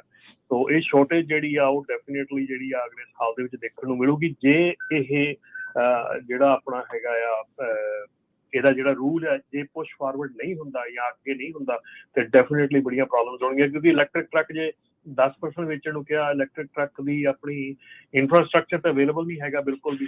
ਸੋ ਇਸ ਕਰਕੇ ਉਹ ਵੀ ਜਿਹੜਾ ਆ ਬਹੁਤ ਪ੍ਰੋਬਲਮ ਹੈਗੀ ਆ ਉੱਧਰਲੇ ਪਾਸੇ ਵੀ ਆਉਣ ਵਾਲੀ। ਤੇ ਬਾਕੀ ਜਿਹੜੀ ਹੈਗੀ ਆ ਆਉਣ ਵਾਲੇ ਸਮੇਂ ਦੇ ਵਿੱਚ ਇਹਨਾਂ ਚੀਜ਼ਾਂ ਦੇ ਉੱਤੇ ਇੱਕ ਜਿਹੜਾ ਜੁਲਾਈ 1 ਨੂੰ ਆਪਣਾ ਸ਼ੁਰੂ ਹੋਣਾ ਸੀਗਾ ਰਜਿਸਟ੍ਰੇਸ਼ਨ ਸ਼ੁਰੂ ਹੋਣੀ ਸੀ ਉਹ ਵੀ ਨਹੀਂ ਸ਼ੁਰੂ ਹੋ ਸਕੀ ਅਜੇ ਤੱਕ ਕਿਉਂਕਿ ਕਾਰ ਦਾ ਜਿਹੜਾ ਡਾਟਾਬੇਸ ਹੈ ਉਹ ਰੈਡੀ ਨਹੀਂ ਹੈਗਾ। ਉਹ ਨੈਕਸਟ ਈਅਰ ਜਨਵਰੀ ਦੇ ਵਿੱਚ ਵੀ ਸਮੌਕ ਚੈੱਕ ਦੀ ਰਜਿਸਟ੍ਰੇਸ਼ਨ ਨੈਕਸਟ ਜਨਵਰੀ ਤੱਕ ਪੁਸ਼ ਹੋਊਗੀ। ਜੀ ਤੇ ਆਪਾਂ ਇੱਕ ਕਾਲਰ ਲੈਂਦੇ ਆ ਕਾਲਰ ਤੋਂ ਬਾਅਦ ਫਿਰ ਆਪਾਂ ਬ੍ਰੇਕ ਲਵਾਂਗੇ ਤੇ ਜਿੰਨੇ ਵੀ ਸਾਡੇ ਸਰੋਤੇ ਆ ਤੁਸੀਂ ਕਾਲ ਕਰ ਸਕਦੇ ਹੋ 408 272 5200 ਤੇ ਪਿਛਲੇ ਹਫਤੇ ਵੀ ਜਿਹੜਾ ਕੁਐਸਚਨ ਆਇਆ ਸੀ ਵੀ ਜਿਹੜੇ ਮਾਲਕ ਆ ਉਹਨਾਂ ਨੂੰ ਆਪਣੇ EMPLOYEES ਨੂੰ ਜਿਹੜੇ ਗਲਵਜ਼ ਵਗੈਰਾ ਜਾਂ ਹੋਰ ਸਮਾਨ ਕਿਸ ਤਰ੍ਹਾਂ ਜਿਹੜਾ ਮਾਈਕ੍ਰੋਵੇਵ ਆ ਉਹ ਸਾਰਾ ਪ੍ਰੋਵਾਈਡ ਕਰਨਾ ਚਾਹੀਦਾ ਤੇ ਜਾਂ ਨਹੀਂ ਕਰਨਾ ਚਾਹੀਦਾ ਉਹ ਜ਼ਰੂਰ ਤੁਸੀਂ ਕਾਲ ਕਰਕੇ ਆਪਣੇ ਸੁਝਾਅ ਦਿਓ। ਜੀ ਮਨਜੀਤ ਸਿੰਘ ਜੀ ਸਤਿ ਸ਼੍ਰੀ ਅਕਾਲ। ਮਨਜੀਤ ਸਿੰਘ ਜੀ ਤੁਸੀਂ ਆਨ 에ਅਰ ਹੋ ਭਾਜੀ ਸਤਿ ਸ਼੍ਰੀ ਅਕਾਲ ਜੀ। ਸਤਿ ਸ਼੍ਰੀ ਅਕਾਲ ਸਾਰੇ ਵੀਰਾਂ ਨੂੰ। ਭਾਜੀ ਮੈਂ ਇੱਕ ਛੋਟੀ ਜੀ ਇਨਫੋਰਮੇਸ਼ਨ ਸ਼ੇਅਰ ਕਰਨੀ ਸੀਗੀ। ਮੈਂ ਨਾ ਗਿਆ ਸੀਗਾ ਫੰਟੈਨਾ ਕੈਲੀਫੋਰਨੀਆ ਦੇ ਵਿੱਚ ਲਾਇਸੈਂਸ ਰੀਨਿਊ ਕਰਾਉਣਾ ਜੀ ਤੇ ਭਾਜੀ ਉੱਥੇ ਨਾ ਹੁਣ ਜਿੱਦਾਂ ਲਿਖਿਆ ਆ ਰਿਹਾ ਟੀਵੀ ਦੇ ਉੱਤੇ ਵੀ ਜਿਹੜੇ 1 ਜੁਲਾਈ ਤੋਂ ਸ਼ੁਰੂ ਹੋਣੇ ਨਾ ਰੀਨਿਊ ਉਹਨਾਂ ਸਾਰਿਆਂ ਨੂੰ ਟੈਸਟ ਦੁਬਾਰਾ ਕਰਨੇ ਪੈਣੇ ਆ। ਠੀਕ ਹੈ ਜੀ। ਤੇ ਮੇਰਾ ਵੀ ਟੈਸਟ ਹੋਇਆ ਸੀਗਾ ਤੇ ਅਸੀਂ ਤਕਰੀਬਨ 6 ਜਾਣੇ ਸੀਗੇ। ਕੁਝ ਗੋਰੇ ਮੂਲ ਦੇ ਸੀਗੇ ਕੁਝ ਸਪੈਨਿਸ਼ ਸੀਗੇ ਤੇ 1-2 ਬੰਦੇ ਆਪਣੇ ਸੀਗੇ। ਹਾਂਜੀ ਭਾਜੀ ਰਿਟਨ ਟੈਸਟ ਸੀਗਾ। ਉਹਨਾਂ ਸਾਰੇ ਜਾਣੇ ਭਾਲੇ ਉਹ ਕਹਿੰਦੇ ਵੀ ਮੈਂ ਫਿਰ ਉਹਨਾਂ ਨੂੰ ਪੁੱਛਿਆ ਵੀ ਮੈਂ ਕਿਹਾ ਮੇਰਾ ਕਲੀਨ ਰੈਕਡ ਆ ਮੈਨੂੰ 5-6 ਸਾਲ ਹੋ ਗਏ ਚਲਾਉਂਦੇ ਨੂੰ। ਉਹ ਕਹਿੰਦੇ ਵੀ ਇਹ ਕੋਈ ਮੈਟਰ ਨਹੀਂ ਕਰਦਾ ਜੁਲਾਈ 1 ਤੋਂ ਨਵਾਂ ਕਾਨੂੰਨ ਆ ਜਿਹਨੇ ਵੀ ਰੀਨਿਊ ਕਮਰਸ਼ੀਅਲ ਲਾਇਸੈਂਸ ਰੀਨਿਊ ਕਰਨਾ ਉਹਨੂੰ ਇਹ ਰਿਟਨ ਟੈਸਟ ਦੇਣਾ ਜ਼ਰੂਰੀ ਆ ਜਿਹੜਾ ਮਰਜ਼ੀ ਹੋਵੇ ਜੀ। ਤੇ ਇਹ ਹੁਣ ਭਾਜੀ ਰਮਨ ਜੀ ਹੁਣਾਂ ਕੋਲ ਪੁੱਛਣਾ ਸੀਗਾ ਵੀ ਕੀ ਇਹਦੇ ਬਾਰੇ ਕੋਈ ਇਨਫੋਰਮੇਸ਼ਨ ਹੈ ਜਾਂ ਸਹੀ ਆ ਇਹ ਬਿਲਕੁਲ ਜਾਂ ਕਿੱਦਾਂ। ਠੀਕ ਹੈ ਜੀ ਓਕੇ ਜੀ ਰਮਨ ਜੀ। ਭਾਜੀ ਇਹਦੇ ਬਾਰੇ ਅਜੇ ਇਨਫੋਰਮੇਸ਼ਨ ਹੈ ਨਹੀਂ ਕਿ ਕੋਈ ਵੀ ਮੇਰੇ ਕੋਲ ਜੇ ਮੈਂ ਕਹਾਂ ਕਿ ਮੈਨੂੰ ਇਸ ਦਾ ਕੋਈ ਕਾਨੂੰਨ ਆਇਆ ਹੈਗਾ ਪਰ ਮੈਂ DMV ਦੇ ਨਾਲ ਰਾਬਤਾ ਕਾਇਮ ਕਰਕੇ DMV ਨਾਲ ਈਮੇਲ ਕਰਕੇ ਪੁੱਛ ਸਕਦਾ ਹਾਂ ਕਿ ਕੀ ਇੱਦਾਂ ਦਾ ਕੋਈ ਕਾਨੂੰਨ ਹੈਗਾ ਹੈ ਜਾਂ ਕਿ ਜਸਟ ਇੱਕ ਸਿੰਪਲ DMV ਦਾ ਆਪਣਾ ਜਿਹੜਾ ਲੋਕੇਸ਼ਨ ਦਾ ਇੱਦਾਂ ਦਾ ਹੈਗਾ ਜਾਂ ਕੋਈ ਇੱਦਾਂ ਦਾ ਕਾਨੂੰਨ ਆਇਆ ਹੈਗਾ। ਸੋ ਅਜੇ ਆਪਣੇ ਸੁਣਨ ਦੇ ਵਿੱਚ ਇੱਦਾਂ ਦਾ ਕੋਈ ਕਾਨੂੰਨ ਨਹੀਂ ਆਇਆ ਹੈਗਾ ਪਰ ਆਪਾਂ ਪੁੱਛ ਸਕਦੇ। ਸੋ ਬਿਲਕੁਲ ਜੇ ਸਾਡਾ ਕੋਈ ਸਰੋਤਾ ਵੀ ਸੁਣਦਾ ਹੋਇਆ ਉਹਨੂੰ ਵੀ ਇਦਾਂ ਦੀ ਸਿਚੁਏਸ਼ਨ ਹੋਈ ਤੇ ਜਰੂਰ ਤੁਸੀਂ ਕਾਲ ਕਰਕੇ ਦੱਸ ਸਕਦੇ ਹੋ 408 272 5200 ਤੇ। ਜੀ ਇੱਕ ਬ੍ਰੇਕ ਦੇ ਲਈ ਰੁਕਦੇ ਹਾਂ ਜੀ ਉਸ ਤੋਂ ਬਾਅਦ ਜਲਦ ਵਾਪਸੀ ਕਰਾਂਗੇ। ਸਟੂਡੀਓ ਦੇ ਵਿੱਚ ਤੁਸੀਂ ਵੀ ਕਾਲ ਕਰ ਸਕਦੇ ਹੋ ਇਹਨਾਂ ਮਸਲਿਆਂ ਨੂੰ ਲੈ ਕੇ 408 272 5200 ਤੇ। ਜੁੜੇ ਰਹੋ ਪੰਜਾਬੀ ਰੇਡੀਓ USA ਦੇ ਨਾਲ।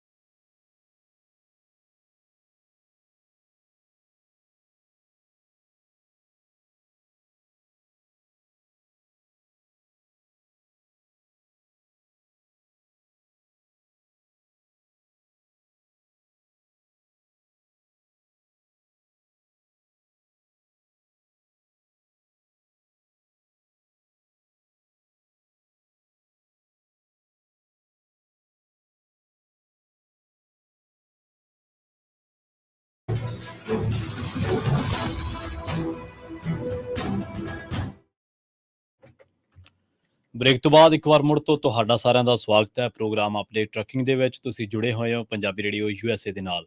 ਪ੍ਰੋਗਰਾਮ ਦੇ ਵਿੱਚ ਮੇਰੇ ਨਾਲ ਇੱਕ ਵਾਰ ਮੁੜ ਤੋਂ ਜੁੜ ਚੁੱਕੇ ਨੇ ਹਰਜੋਤ ਸਿੰਘ ਖਾਲਸਾ ਜੀ। ਹਰਜੋਤ ਸਿੰਘ ਜੀ, ਸਤਿ ਸ੍ਰੀ ਅਕਾਲ, ਸਵਾਗਤ ਹੈ ਜੀ। ਸਤਿ ਸ਼੍ਰੀ ਅਕਾਲ, ਧੰਨਵਾਦ ਜੀ ਆਇਆਂ ਨੂੰ। ਜੀ ਰਮਨ ਢਿੱਲੋਂ ਜੀ, ਇੱਕ ਵਾਰ ਮੁੜ ਤੋਂ ਸਵਾਗਤ ਹੈ ਜੀ, ਸਤਿ ਸ੍ਰੀ ਅਕਾਲ। ਸਤਿ ਸ਼੍ਰੀ ਅਕਾਲ ਜੀ। ਜੀ ਤੇ ਕੁਝ ਕਮੈਂਟ ਵੀ ਹੈਗੇ ਆ ਤੇ ਸਰੋਤੇ ਇੱਕ ਵਾਰੀ ਕਾਲ ਕਰ ਸਕਦੇ ਹੋ। ਹੁਣ ਜੇ ਕਿਸੇ ਨੇ ਕਾਲ ਕਰਨੀ ਆ, ਸੈਂਡਰ ਆਫ ਇੱਕ ਕਮੈਂਟ ਆ ਵੀ ਇਨਫੋਰਮੇਸ਼ਨ ਦੇ ਲਈ ਵੀ ਮੈਂ ਕਮਰਸ਼ੀਅਲ ਡਰਾਈਵਿੰਗ ਲਾਇਸੈਂਸ DMV ਤੇ ਰਿਨਿਊ ਕੀਤਾ ਤੇ ਮੇਰੀ ਉਹਨੀ ਪਿਕਚਰ ਲਈ ਤੇ ਆਈ ਸਾਈਟ ਵਗੈਰਾ ਚੈੱਕ ਕੀਤਾ ਤੇ ਹੋਰ ਮੈਡੀਕਲ ਪੇਪਰਸ, ਦੈਟਸ ਇਟ। ਤੇ ਕੋਈ ਉਹਨਾਂ ਨੇ ਕੋਈ ਟੈਸਟ ਵਗੈਰਾ ਹੋਰ ਨਹੀਂ ਲਿਆ ਹੈਗਾ।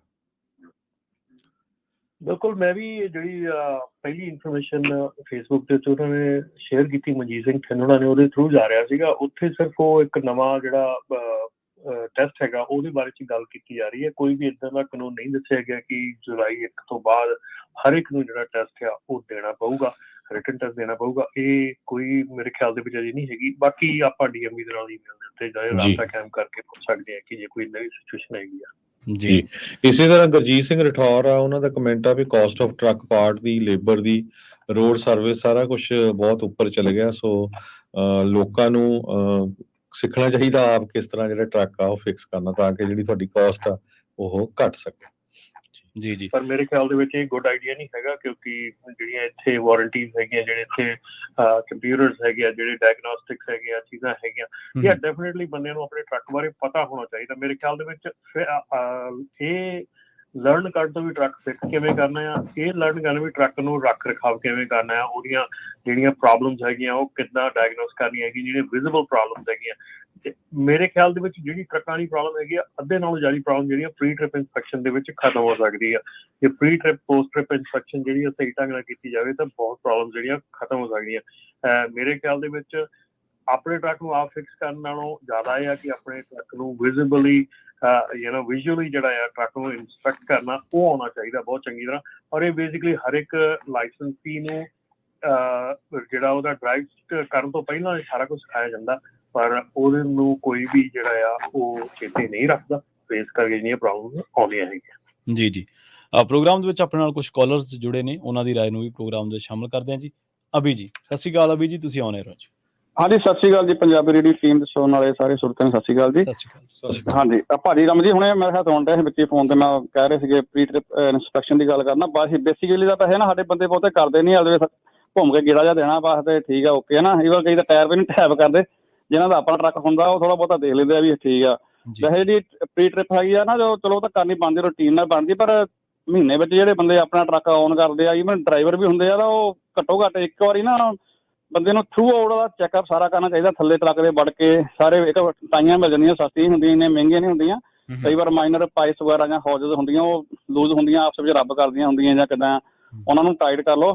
ਥੱਲੇ ਥੱਲੇ ਘੁੰਮਣਾ ਫਿਰਨਾ, ਟਰੱਕ ਦੇ ਥੱਲੇ ਇੰਸਪੈਕਟ ਕਰਨਾ ਕੀ ਹੁੰਦਾ, ਤੁਹਾਨੂੰ ਬਹੁਤ ਕਈ ਪ੍ਰੋਬਲਮਾਂ ਜਿਹੜੀਆਂ ਹੁੰਦੀਆਂ ਰੋਡ ਦੇ ਉੱਪਰ ਬ੍ਰੇਕਡਾਊਨ ਹੋਣ ਤੋਂ ਤੁਸੀਂ ਬਚ ਜਾਂਦੇ ਆ। ਠੀਕ ਹੈ ਜੀ, ਓਕੇ। ਜਿਹੜਾ ਹੁਣ ਮੇਨ ਪੁਆਇੰਟ ਹੈਗਾ ਭਾਜੀ, ਤਾਂ ਬ੍ਰੋਕਰਾਂ ਦੀ ਗੱਲ ਕਰਦੇ ਹੈਗੇ ਆ ਇਹਨਾਂ ਦੀ। ਮੈਂ ਕਿਹਾ ਇਹ ਲੌਬੀ ਹੈਗੀ ਇਹਨਾਂ ਦੀ ਬਹੁਤ ਸਟਰੋਂਗ ਹੈਗੀ ਆ, ਤਾਂ ਅਸੀਂ ਕਹਿੰਦੇ ਨਾ ਜੁਨਾਈਟ ਹੋਈ। ਈਵਨ ਸਾਡੇ ਬੰਦੇ ਜੁਨਾਈਟ ਵੀ ਹੁੰਦੇ ਆ, ਤੇ ਫਿਰ ਵੀ ਇਹਨਾਂ ਨੂੰ ਬੀਟ ਕਰਨਾ ਬਹੁਤ ਔਖਾ ਹੈ। ਜੇ ਅੱਜ ਵੀ ਅਸੀਂ ਕਹੀਏ ਵੀ ਅਸੀਂ ਜੁਨਾਈਟ ਹੋ ਗਏ ਆ ਤਾਂ ਹਾਰਡ ਹੋ ਜਾਣਾ ਬੀਟ ਕਰਨਾ ਇਹਨਾਂ ਨੂੰ, ਕਿਉਂਕਿ ਬਹੁਤ ਇਹ ਸਟਰੋਂਗ ਹੈਗੇ ਆ। ਪਰ ਸਾਡੀਆਂ ਆਪਣੀਆਂ ਜਿਹੜੀਆਂ ਕਮਜ਼ੋਰੀਆਂ ਕਹਿ ਲਓ ਜਾਂ ਨਲਾਇਕੀਆਂ ਕਹਿ ਲਓ, ਉਹ ਵੀ ਸਾਨੂੰ ਨੁਕਸਾਨ ਬਹੁਤ ਕਰਨ ਰਹੀਆਂ ਹੈਗੀਆਂ। ਮੈਂ ਐਗਜ਼ਾਮਪਲ ਦੇਣੀ ਆ, ਮੇਰਾ ਦੋਸਤ ਆ, ਉਹ ਮੈਨੂੰ ਦੱਸਦਾ ਸੀ, ਕਹਿੰਦਾ ਮੈਂ ਆਪਣੇ ਘਰ ਦੇ ਵਿੱਚ ਕੋਈ ਸਮਾਨ ਮੂਵ ਕਰਨਾ ਸੀਗਾ, ਤਾਂ ਮੈਨੂੰ ਇੱਕ ਬੰਦੇ ਦੀ ਲੋੜ ਸੀਗੀ, ਤੇ ਇੱਕ ਜਗ੍ਹਾ ਚੌਂਕ ਸੀਗਾ, ਉੱਥੇ ਕਹਿੰਦਾ ਮੈਂ ਲੇਬਰ ਵਾਸਤੇ ਉੱਥੇ ਮਿਲ ਜਾਂਦੀ, ਆਮ ਬੰਦੇ ਖੜੇ ਹੁੰਦੇ ਆ, ਤੇ ਮੈਂ ਚਲਾ ਗਿਆ ਕਹਿੰਦਾ ਲੇਬਰ ਵਾਸਤੇ ਬੰਦਾ ਲੈਣ ਉੱਥੋਂ। ਉਹ ਕਹਿੰਦਾ ਮੈਂ ਉੱਥੇ ਜਾ ਕੇ ਤਾਂ ਕਹਿੰਦਾ ਨੱਠੀ ਆਇਆ ਮੇਰੇ ਵੱਲ ਨੂੰ, ਤੇ ਮੈਂ ਕਿਹਾ ਮੈਨੂੰ ਇੱਕ ਬੰਦੇ ਦੀ ਲੋੜ ਹੈ, ਤੇ ਕਹਿੰਦਾ ਨੱਠ ਕੇ ਆ ਕੇ ਮੇਰੀ ਕਾਰ ਕੋਲ ਆ ਗਿਆ, ਮੈਂ ਚੱਲਦਾ ਕਹਿੰਦਾ ਤੇਰੇ ਨਾਲ, ਹੈ ਨਾ। ਤੇ ਮੈਂ ਕਿਹਾ ਚੱਲ ਆ ਜਾ। ਮੈਂ ਉਹ ਕਹਿੰਦਾ ਬਹਿ ਗਿਆ ਮੇਰੀ ਕਾਰ ਦੇ ਵਿੱਚ। ਫਿਰ ਮੇਰੇ ਦਿਮਾਗ 'ਚ ਆਈ ਵੀ ਚਲੋ ਮੈਂ ਇਹਨੂੰ ਪੁੱਛਦਾ ਵੀ ਤੂੰ ਹੋਰ ਬੰਦੇ ਵੀ ਸਾਰੇ ਆਪਣਾ ਕਹਿਣ ਡਿਆ ਮੈਨੂੰ ਲੈ ਜਾ, ਕੋਈ ਕਹਿੰਦਾ ਮੈਨੂੰ ਲੈ ਜਾ।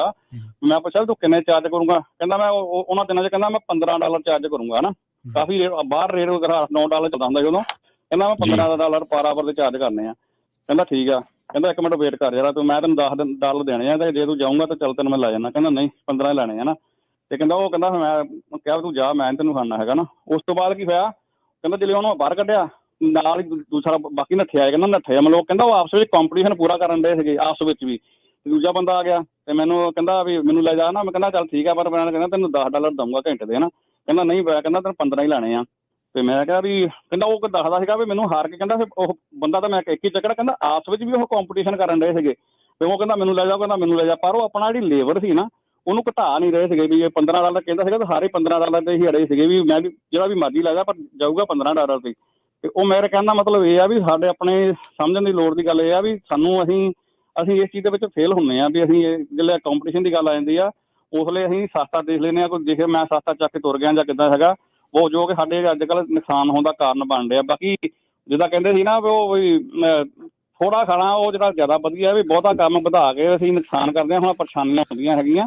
ਬਾਕੀ ਮੈਂ ਕਹਾਂਗਾ ਵੀ ਜਿੱਦਾਂ ਮੇਰੇ ਵੱਲੋਂ ਮਤਲਬ ਸਾਡੇ ਟਰੱਕ ਜਿੰਨੇ ਵੀ ਟਰੱਕਰ ਭਰਾ ਹੈਗੇ ਸੁਣਦੇ ਹੋਣੇ ਆ, ਕੋਈ ਵੱਡਾ ਕੋਈ ਛੋਟਾ ਆ, ਮੈਂ ਚਾਹੁੰਦਾ ਵੀ 2-3 ਦਿਨ ਲਈ ਐਕਸਪੈਰੀਮੈਂਟ ਕਰ ਲਈਏ ਵੀ ਟਰੱਕ ਦਾ ਜਿਹੜਾ ਲੋਡ ਬੁੱਕ ਕਰਦੇ ਆ। ਹਾਲਾਂਕਿ ਮਾਰਕੀਟ ਦਾ ਮੈਨੂੰ ਪਤਾ ਵੀ ਖਰਾਬ ਚੱਲਣ ਦੀ, ਹਾਲਾਤ ਵੀ ਮਾੜੇ ਹੈਗੇ ਆ, ਈਵਨ ਕਿਸੇ ਨੂੰ ਅਸੀਂ ਦੋਸ਼ ਕੀ ਦਈਏ, ਪਰ ਅਸੀਂ ਆਪਣੇ ਆਪ ਹੀ ਥੋੜਾ ਸਮਝ ਕੇ ਚੱਲੀਏ ਵੀ ਥੋੜਾ ਜਿਹਾ 12-1 ਵਜੇ ਤੋਂ ਬਾਅਦ ਹੀ ਲੋਡ ਬੁੱਕ ਕਰਕੇ ਤਜਰਬਾ ਕਰ ਲਓ 2-3 ਦਿਨ ਵਾਸਤੇ। ਕਿੰਨੇ ਮਾਰ ਨਹੀਂ ਚੱਲੇ ਹੈਗੇ, ਘਾਟਾ ਹੀ ਖਾਈ ਜਾਂਦੇ ਸਾਰੇ ਵੀ ਜਿਹੜੇ ਬੰਦੇ ਨਾ ਉਹ ਕਹਿੰਦੇ ਅਸੀਂ ਬਹੁਤ ਸਿਆਣੇ ਆ ਵੀ ਚੱਕ ਕੇ ਸਸਤਾ ਭੱਜ ਜਾਂਦੇ ਆ। ਉਹ ਜਿੱਦਾਂ ਨਾ ਤੇਜ਼ ਬੰਦਾ ਭੱਜਾ ਉਹ ਜੇ ਉਹਨਾਂ ਨੇ ਵੀ ਪੈਣਾ ਹੁੰਦਾ ਮੂੰਹ ਭਰਨੇ, ਉਹਨਾਂ ਨੇ ਬਾਕੀਆਂ ਨੂੰ ਵੀ ਸੁੱਟਣਾ। ਤਾਂ ਮੈਂ ਇਹ ਕਹੂੰਗਾ ਵੀ 2-3 ਦਿਨ ਥੋੜਾ ਐਕਸਪੈਰੀਮੈਂਟ ਕਰਕੇ ਦੇਖ ਲਈਏ ਆਪਾਂ ਵੀ 12-1 ਵਜੇ ਤੋਂ ਬਾਅਦ ਸ਼ਾਮ ਨੂੰ ਲੋਡ ਬੁੱਕ ਕਰਕੇ ਦੇਖੋ, ਕਿਉਂਕਿ ਰੇਟ ਜਿਹੜੇ ਅਸੀਂ ਸਵੇਰੇ ਬੁੱਕ ਕਰਕੇ ਅਸੀਂ ਝੋਲੀ 'ਚ ਪਵਾ ਲਈਦੇ ਆ ਸਸਤੇ, ਤਾਂ ਮੁੜ ਕੇ ਜਾ ਕੇ ਕਹਿਣਾ ਬਚਦਾ ਕੁਛ ਨਹੀਂ ਹੈਗਾ। ਇਸ ਚੀਜ਼ ਨੂੰ ਮੇਰੀ ਮਤਲਬ ਰਿਕੁਐਸਟ ਆ ਵੀ ਬਾਕੀ ਵੀ ਸੁਣਦੇ ਕੋਈ ਆਪਣੀ ਕਾਲਾਂ ਕਰਨ, ਜਵਾਬ ਦੇਣ ਵੀ ਕੀ ਤੁਹਾਡੇ ਵਿਚਾਰ ਹੈਗੇ ਆ। ਬਾਕੀ ਲਾਸਟ 'ਚ ਇਹੀ ਕਹੂੰਗਾ ਕਿ ਜਿੱਦਾਂ ਭਾਜੀ ਹੁਣੇ ਸ਼ੁਰੂ 'ਚ ਕਿਹਾ ਸੀਗਾ ਵੀ ਜਿਹੜੇ ਟਰੱਕ ਦੇ ਓਨਰ ਹੈਗੇ ਆ ਵੀ ਉਹ ਸਪਲਾਈ ਵਗੈਰਾ ਜਿਹੜੇ ਟਰੱਕ ਡਰਾਈਵਰ ਨੂੰ ਦੇਣੀ ਚਾਹੀਦੀ ਹੈ ਜਾਂ ਨਹੀਂ ਦੇਣੀ ਚਾਹੀਦੀ, ਤੇ ਮੈਂ ਕਹੂੰਗਾ ਵੀ ਹਾਂਜੀ ਸਪਲਾਈ ਉਹਨਾਂ ਨੂੰ ਦੇਣੀ ਚਾਹੀਦੀ ਹੈ, ਪਰ ਇਹ ਨਹੀਂ ਹੈਗਾ ਵੀ ਹਰ ਇੱਕ ਚੀਜ਼ ਉਹਨਾਂ ਨੂੰ ਸਪਲਾਈ ਦੇਣੀ ਚਾਹੀਦੀ। ਜੋ ਵੀ ਰਿਕੁਆਇਰਮੈਂਟ ਬੇਸਿਕ ਹੁੰਦੀਆਂ, ਲਿਮਿਟ ਹੁੰਦੀਆਂ, ਉਹ ਉਹਨਾਂ ਨੂੰ ਪ੍ਰੋਵਾਈਡ ਡਰਾਈਵਰ ਨੂੰ ਕਰਨੀਆਂ ਚਾਹੀਦੀਆਂ। ਪਰ ਡਰਾਈਵਰ ਦਾ ਵੀ ਫਰਜ਼ ਬਣਦਾ ਵੀ ਇਹ ਨਹੀਂ ਹੈਗਾ ਵੀ ਮਾਲਕ ਹੁਣ ਖੁੱਲੀ ਛੁੱਟ ਦਿੱਤੀ ਆ ਵੀ ਮੈਂ ਜੋ ਵੀ ਉਹਦੀ ਪਰਚੀਆਂ ਬਣਾ ਕੇ ਉਹਦੇ ਲਿਫਾਫੇ 'ਚ ਪਾ ਕੇ ਦੇਈ ਜਾਵਾਂ। ਉਸ ਚੀਜ਼ ਨੂੰ ਸੰਭਾਲ ਕੇ ਆਪਣੀ ਚੀਜ਼ ਵਾਂਗੂ ਸਮਝ ਕੇ ਹੀ ਵਰਤੇ, ਤਾਂ ਕਿ ਅਗਲੇ ਦੇ ਮਾਲਕ ਦਾ ਵੀ ਨਾ ਨੁਕਸਾਨ ਹੋਵੇ ਜਾਂ ਮਾਲਕ ਵੀ ਨਾ ਹਿਚਕਚਾਵੇ ਵੀ ਮੇਰੇ ਪੈਸੇ ਨਜਾਇਜ਼ ਖਰਚਾ ਕਰਾਈ ਜਾਂਦਾ ਡਰਾਈਵਰ। ਧੰਨਵਾਦ ਜੀ ਭਾਜੀ। ਧੰਨਵਾਦ ਜੀ। ਬਲਰਾਜ ਧਾਲੀਵਾਲ ਜੀ, ਸਤਿ ਸ਼੍ਰੀ ਅਕਾਲ ਬਲਰਾਜ ਜੀ, ਤੁਸੀਂ ਆਉਣੇ ਰਹੋ ਜੀ। ਹਾਂਜੀ ਸਤਿ ਸ਼੍ਰੀ ਅਕਾਲ ਭਾਜੀ। ਸਤਿ ਸ਼੍ਰੀ ਅਕਾਲ ਜੀ। ਹਾਂਜੀ ਭਾਜੀ, ਮੈਂ ਰਿਨਿਊਅਲ ਲਾਇਸੈਂਸ ਬਾਰੇ ਦੱਸਣਾ ਸੀਗਾ। ਮੇਰਾ ਫਰਵਰੀ ਦੇ ਵਿੱਚ ਡਿਊ ਸੀਗਾ ਜੀ, ਤੇ ਉਹਨਾਂ ਨੇ ਮੇਰੇ ਕੋਲ ਸਾਰੇ ਟੈਸਟ ਲਏ ਜੀ। ਤੇ ਉੱਥੇ ਆਪਣਾ ਇੰਡੀਅਨ ਸਾਊਥ ਇੰਡੀਅਨ ਮੁੰਡਾ ਸੀਗਾ DMV, ਮੈਂ ਉਹਨੂੰ ਪੁੱਛਿਆ, ਮੈਂ ਕਿਹਾ ਮੇਰਾ ਰੈਕਡ ਸਾਰਾ ਕਲੀਨ ਆ, ਕੋਈ ਟਿਕਟ ਨਹੀਂ, ਕਦੇ ਐਕਸੀਡੈਂਟ ਨਹੀਂ ਹੋਇਆ। ਉਹ ਕਹਿੰਦਾ ਵੀ ਇਹ ਫੈਡਰਲ ਦੇ ਅੰਦਰ ਆ, ਫੈਡਰਲ ਦੀ ਰਿਕੁਆਇਰਮੈਂਟ ਹੈ ਕਿ ਹੁਣ ਜਿਹਨੇ ਵੀ ਰਿਨਿਊਅਲ ਕਰਾਉਣਾ ਤੇ ਉਹਨੂੰ ਸਾਰੇ ਟੈਸਟ ਦੇਣੇ ਪੈਣੇ ਆ। ਤਾਂ ਜਿੱਤੇ ਵੀ ਆ ਜੀ ਸਾਡੇ ਸਾਰੇ ਯਾਰਾਂ ਦੋਸਤਾਂ ਨੇ ਸਾਰਿਆਂ ਨੂੰ ਆਈਆਂ ਜੀ ਚਿੱਠੀਆਂ ਵੀ ਟੈਸਟ ਦੇਣਾ ਪੈਣਾ। ਈਵਨ ਜਿਹੜੀ ਚਿੱਠੀ ਤੇ ਨਹੀਂ ਵੀ ਲਿਖਿਆ ਹੈਗਾ ਲੈਟਰ ਤੇ, ਉਹ ਵੀ ਜਦੋਂ DMV ਜਾਂਦਾ ਉਹਨੂੰ ਟੈਸਟ ਦੇਣਾ ਹੀ ਪਿਆ ਜੀ। ਰਿਕੁਆਇਰਮੈਂਟ ਹੈ, ਬਸ ਮੈਂ ਇਹੀ ਦੱਸਣਾ ਸੀ ਜੀ। ਕਿਹੜੇ ਏਰੀਆ ਦੀ ਗੱਲ ਕਰਦੇ ਤੁਸੀਂ? ਸੈਕਰਾਮੈਂਟੋ ਜੀ। ਠੀਕ ਹੈ ਜੀ, ਥੈਂਕ ਯੂ। ਹਾਂਜੀ ਥੈਂਕ ਯੂ ਜੀ। ਓਕੇ ਜੀ। ਵਰਿੰਦਰ ਜੀ। ਰਮਨ ਜੀ, ਕਿਤੇ ਇਹ ਤਾਂ ਨਹੀਂ ਵੀ ਉਹ ਇੱਕ ਸਕੂਲ ਤੋਂ ਲਾਇਸੈਂਸ ਲਏ ਸੀ, ਉਹ ਸਕੂਲ ਵਾਲਿਆਂ ਦੇ ਫੜ ਹੋਏ ਸੀਗੇ, ਉਹ ਚੱਕਰ ਹੋਊਗਾ? ਮੈਨੂੰ ਕੋਈ ਇਦਾਂ ਦਾ ਚੱਕਰ ਲੱਗਦਾ, ਕਿਉਂਕਿ ਜਿਹੜਾ ਸਟੇਟ ਲਾਇਸੈਂਸ ਹੈਗਾ ਇਹਦੇ ਚ ਫੈਡਰਲ ਕੋਈ ਇਨਵੋਲਵਮੈਂਟ ਨਹੀਂ ਹੈਗੀ, ਜਿਹੜਾ ਸਟੇਟ ਨੇ ਟੈਕਸ ਲਿਆ ਹੈਗਾ। ਸੋ ਫੈਡਰਲ ਲਾਅ ਕੋਈ ਐਸਾ ਨਹੀਂ ਹੈਗਾ ਕਿ ਤੁਹਾਨੂੰ ਟੈਸਟ ਦੇਣਾ ਪੈਣਾ ਹੈਗਾ। ਫੈਡਰਲ ਲਾਅ ਜਿਹੜਾ ਹੈਗਾ ਉਹ ਟੈਸਟ ਜਿਹੜਾ ਇਟਸੈਲਫ ਹੈਗਾ ਉਹਦੇ ਵਿੱਚ ਚੇਂਜਸ FMCS ਵੱਲੋਂ, DOT ਵੱਲੋਂ, FMCS ਵੱਲੋਂ ਲਿਆਂਦੀਆਂ ਜਾ ਸਕਦੀਆਂ, ਪਰ ਟੈਸਟ ਕਿਵੇਂ ਲੈਣਾ ਆ, ਟੈਸਟ ਕੀ ਕਰਨਾ ਹੈਗਾ, ਸਟੇਟ ਦੀ ਰਿਸਪੌਂਸਿਬਿਲਿਟੀ ਹੈਗੀ ਆ। ਇਹਦੇ ਚ DOT ਜਾਂ ਫੈਡਰਲ ਲੈਵਲ ਤੇ ਕੋਈ ਇਹਦੇ ਵਿੱਚ ਇੰਟਰਫੇਰੈਂਸ ਨਹੀਂ ਹੈਗੀ, ਕਿਉਂਕਿ ਸਟੇਟ ਰਿਸਪੌਂਸਿਬਿਲਿਟੀ ਆ।